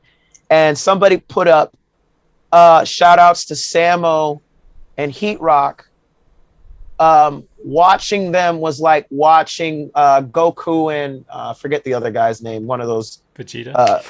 Yeah, one of the, like, it was like watching them battle. Right. Like watching those two dudes go head to head all the time. Watching them was like watching that. And I'm sitting here and I'm like, wow, you know, they're comparing us to like Dragon Ball Z fights. You know, it's funny stuff, but it's like epic battles where like who's gonna win, and it's like maybe this guy, maybe this guy, you know. It's the eternal rivals kind of thing. Yeah, it was like that, and I just didn't. I think a big relief had come over me, and once that had happened, that clip came out, I started getting more work. And more people were asking me to teach them about Toprock and footwork and things like that. Because these clips started coming out more and more. And that is how I blew up because of the two of them. Because I was losing to Samo so much and Samo was winning, people were looking up Samo, but they couldn't. What you weren't going to know about him without knowing about me. Mm-hmm. If you ever look up Tony Hawk, then you know about Kristen DeSoya. And Tony Hawk would win, but Kristen was right behind him. And a lot of the a lot of the poses and tricks and turns that people are doing in skateboarding are from this guy, but they don't know about this guy because he kind of got involved with drugs and then cleaned up afterwards, but pretty much set the skateboarding game. But we all know about Tony Hawk, but we forget about this other guy. But he's still famous and people still know who he is. And that's how I look at myself. It's like, okay, people may know about Samo and why not, but you're not going to not know about me too. Because I was competing against all of these guys and the people that I stepped in the ring with. And that was basically how I got started with Toprock. It started by being inspired by this individual and being inspired by other people, competing against these people, and then being honored amongst those ranks of those people.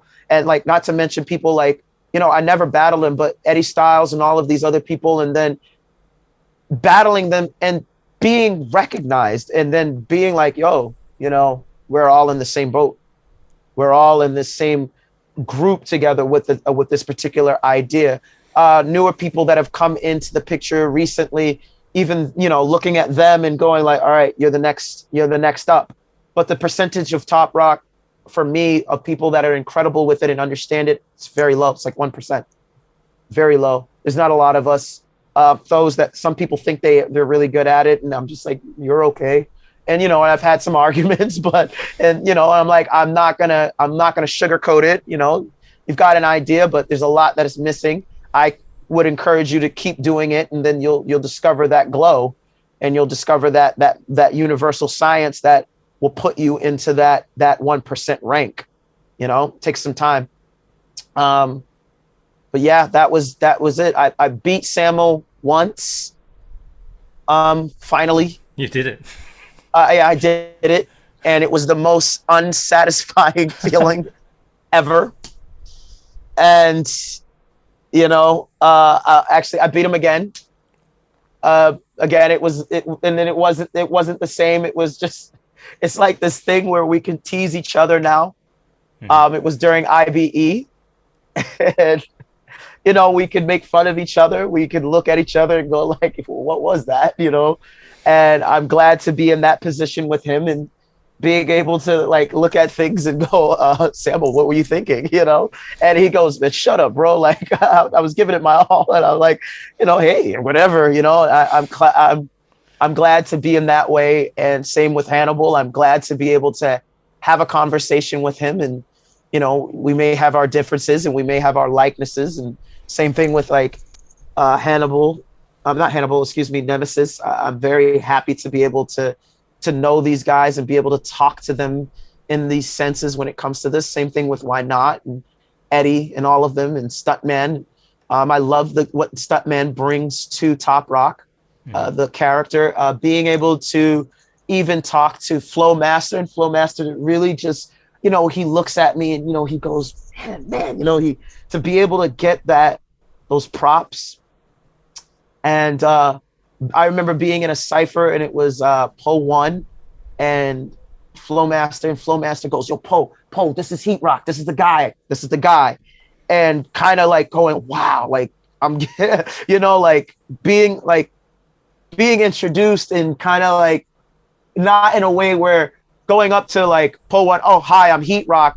But like somebody else was like, yo, that's the guy. This is the guy, Yeah. And Poe going like, yeah, man, I've shown some of my kids some of your stuff.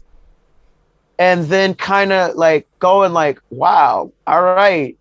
But I've always thought of myself as me, and not understanding like what was going on and what people were looking at. So I remember one time somebody was like saying I was a famous b-boy, and I didn't think so. I just thought I was me. Right. Because I wasn't winning. I kept losing.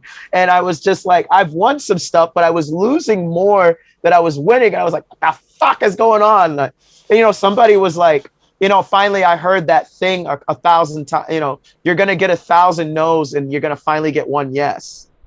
And that'll be the yes that finally does it for you, So I try to remind kids, I was like, look, I've lost more than I've won. And I basically built a career off of losing. I built a career off of it. And even the person that I no longer talk to said that. They're like, you're going to build a career off of losing. And I was just like, wow. And I was like, I don't want to, but it ended up happening. It basically was the reason why I had a name. I built a career off of losing. Just giving it my all. I guess they call it like the people's champ. Yeah. And that was it. And then, I mean, people knew me for footwork, but the massive Monkee clip was the one that changed the game for me. That was the thing that put me on the map for the rest of the world. Just that minute, not even a minute, like just that 45 seconds of dancing was the clip that, the get the fuck out of here heard round world,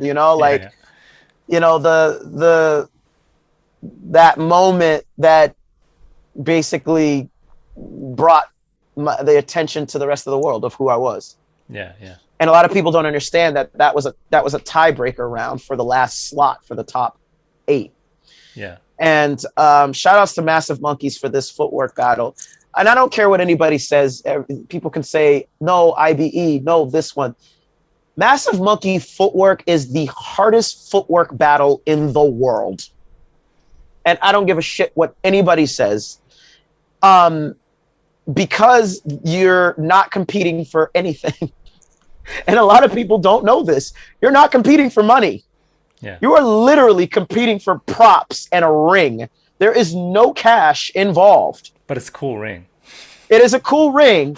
But at the end of the day, when when you consciously know you are entering for a ring, you do understand that you have nothing to fucking lose, right? And there's nothing to gain.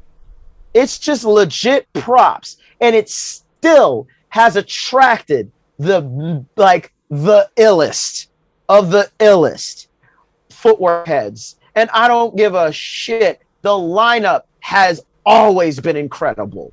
They have never had a shit. I have never seen a shit lineup. Ever. I've seen some low ones, but I've never seen a shit one. But it was like, that is the hardest footwork battle. It's harder to win than it is to get into the top 8. And people are like, it's hard to get in the top 8. I was like, no, it's harder to win the fucker. Once you get into getting in the top 8 is the easy part. That's the easy part. Beating everybody that's in the top 8 is the hard part, because there's so many incredible people in it. And it's so random on who wins each year. It's not even funny.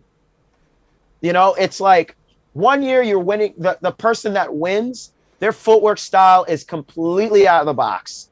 And it's just like, wow, this is out there. Like, and this guy won. And it's like, okay. And then the next year, straight textbook. You know, and it's like, whoa. And then next year, straight abstract. Just completely like, what is going on here? And it's like, all right, it is footwork. It's questionable, but they won. And it is the hardest footwork battle ever. And that particular year, that particular stance clip, people don't understand this, but they had already had 4 that they had flown in. So only 4 were getting in. So yeah. They were 4 previous champions, actually. Previous champions that year that were selected, that were coming back, that had already in the 4, and then 4 slots open. And that year, over 300 people had entered, and they were only taking 4. And it was me, a kid named Brett, shout outs to Brett, and Ark of 808 crew, shout outs to Ark of 808. And we tied. And they said, all right, guys, we have 1 slot left, but you 3 have to battle for this last slot. And I go, okay, cool. And they're like, you guys are going to battle right now. And it was at the Massive Monkee studio. Then they go, hey, we're running out of time. We're not going to do it at the studio. Take a break. We'll do it on the main stage at the thing. I was like, okay, cool. I see Brett. I see Ark. And Brett was in the zone. So his mindset was like, I'm going to smoke the shit out of all of you. And he was very vocal about it. So I was like, oh, yeah? So I didn't say anything. And, you know, he wasn't like, I'm going to smoke you. He was just very like standoffish. And I was just like, all right, cool. I see where this is going. So we get to the thing. I didn't say anything to him. And I see Ark, and Ark is kind of in the corner, you know, ciphering with his boys, but he's got like this look on his face, and his body language is definitely giving it away.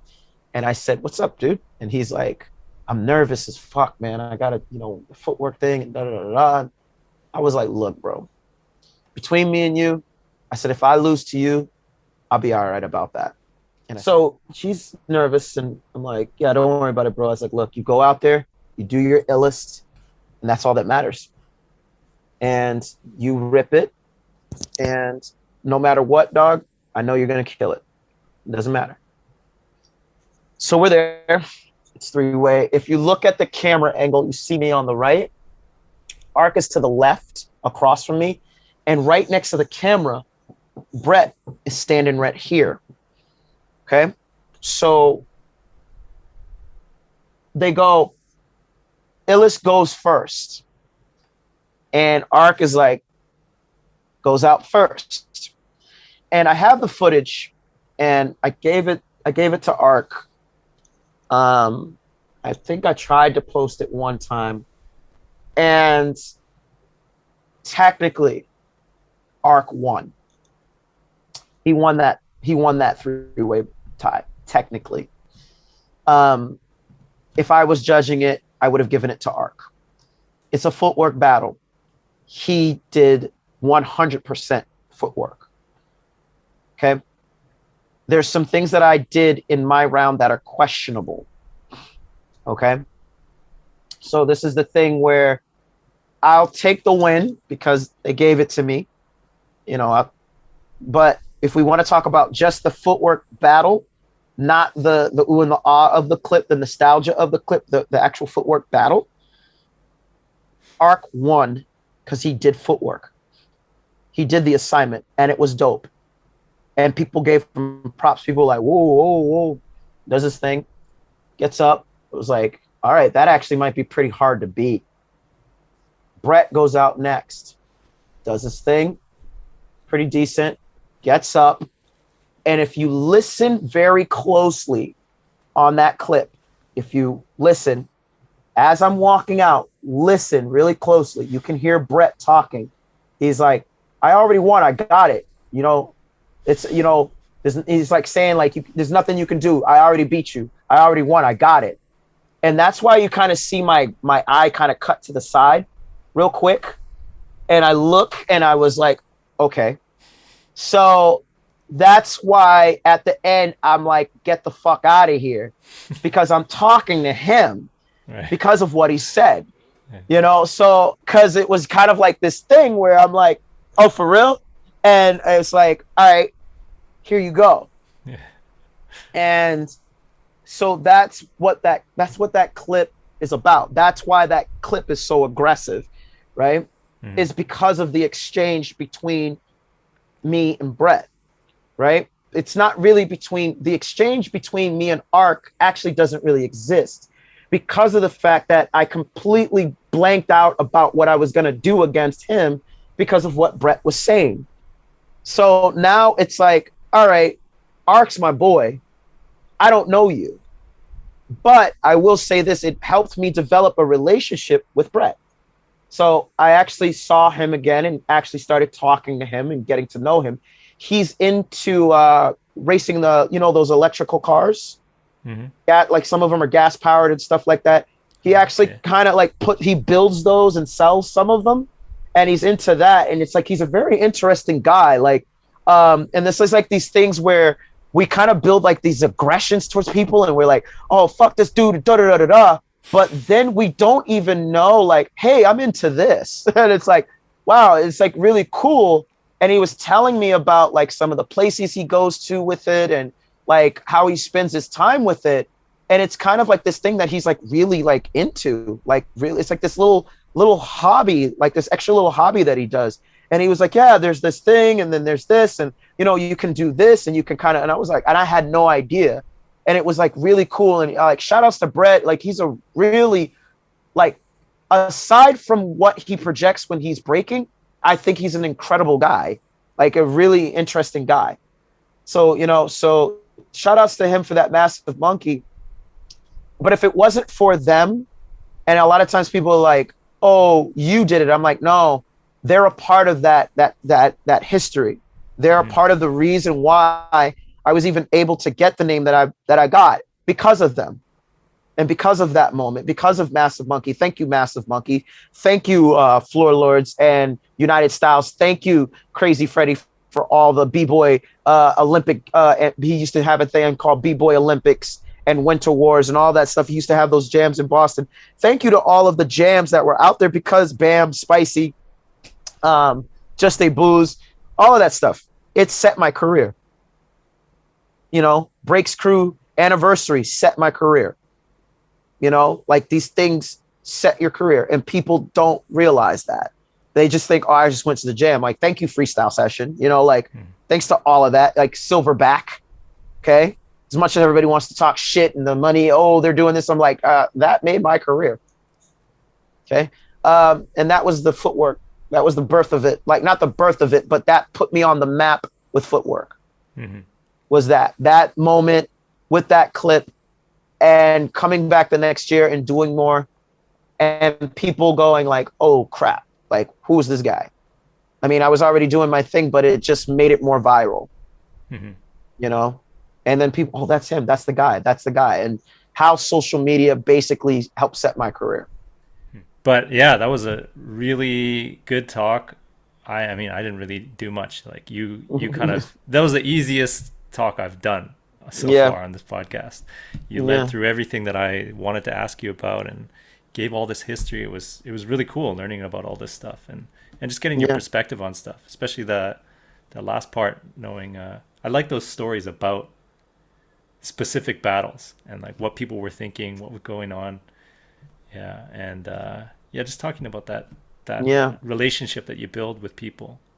Yeah. It's the back and forth. It's not only the individual. It's the other people. It's the crowd. It's the event. It's the atmosphere. Yeah, Yeah. it's good. Yeah. No. Yeah. So I think we'll cut it there, and Okay. hopefully we can do this again sometime, Oh no, and just I'll be more than happy. yeah. Actually, before we go, was there one more question or anything that you wanted to know specifically that I did not cover? The main thing that I wanted to get into was uh, just what you do like outside of dancing, because I know you're I can into. do that briefly. Okay, okay, okay. Outside of dancing, I enjoy art. Yeah. Um, I am a full-time painter. I'm a full-time visual artist and dancer. Um, I have my website, ivancofield.com, IVANCOF as in Frank, IELD.com. I all this I mentioned it briefly about graffiti artists. I got into graffiti or writing when I was in high school. There was a kid that sat next to me that was doing it. And I was like, what's that? And I got into lettering then, but I was always drawing since I was a little kid. I was always scribbling on things, carving into things. I was always doing things like that. My dad thought it was destruction, but I was always drawing. So my parents were like, okay, we'll get you some pens and some pencils and some markers and stuff. That wasn't something that I got into in high school. I was drawing since I was a child. I enjoyed drawing a lot. My mom had some skills. My sister kind of had some skills. My brother did too. My dad, I don't know if he could draw, but he had, he could lift a pencil or two every now and then. And I just got into it really heavy. And I had books that were art books and things like that. I always wanted to do art class. And then just getting into painting all the time. I always enjoyed art class at school. My art was always in competitions, even as a child. It was always being featured in some sort of thing. Oh, we're putting together a magazine for the school. Ivan, can you draw? And I was always doing that. I was always into art. So outside of breaking, when I'm not helping people with dance or teaching workshops and privates and mentoring people, I'm painting, I'm drawing, I'm getting to know my tools. I'm doing murals. I'm trying to put together art shows. I had an art exhibition with actually two other guys that are bboys as well. We put together a show, collaborating with other people and just trying to communicate and connect with people. I do have a different bit of a lifestyle than the normal person. There are things that I'm into that I can't really discuss right now, but it does make my lifestyle a little bit different in how I communicate and socialize with people. And this is something that I always kind of have to be careful about when approaching other people because they're used to a particular way. So when I come along, it may be a little like weird to them. And I just have to remind them like, hey, I practice this and this is why you may feel uncomfortable, but I don't mean you any harm. Like these are all these types of things. So outside of breaking, that's who I am. Mhm. I'm Ivan Cofield, the artist,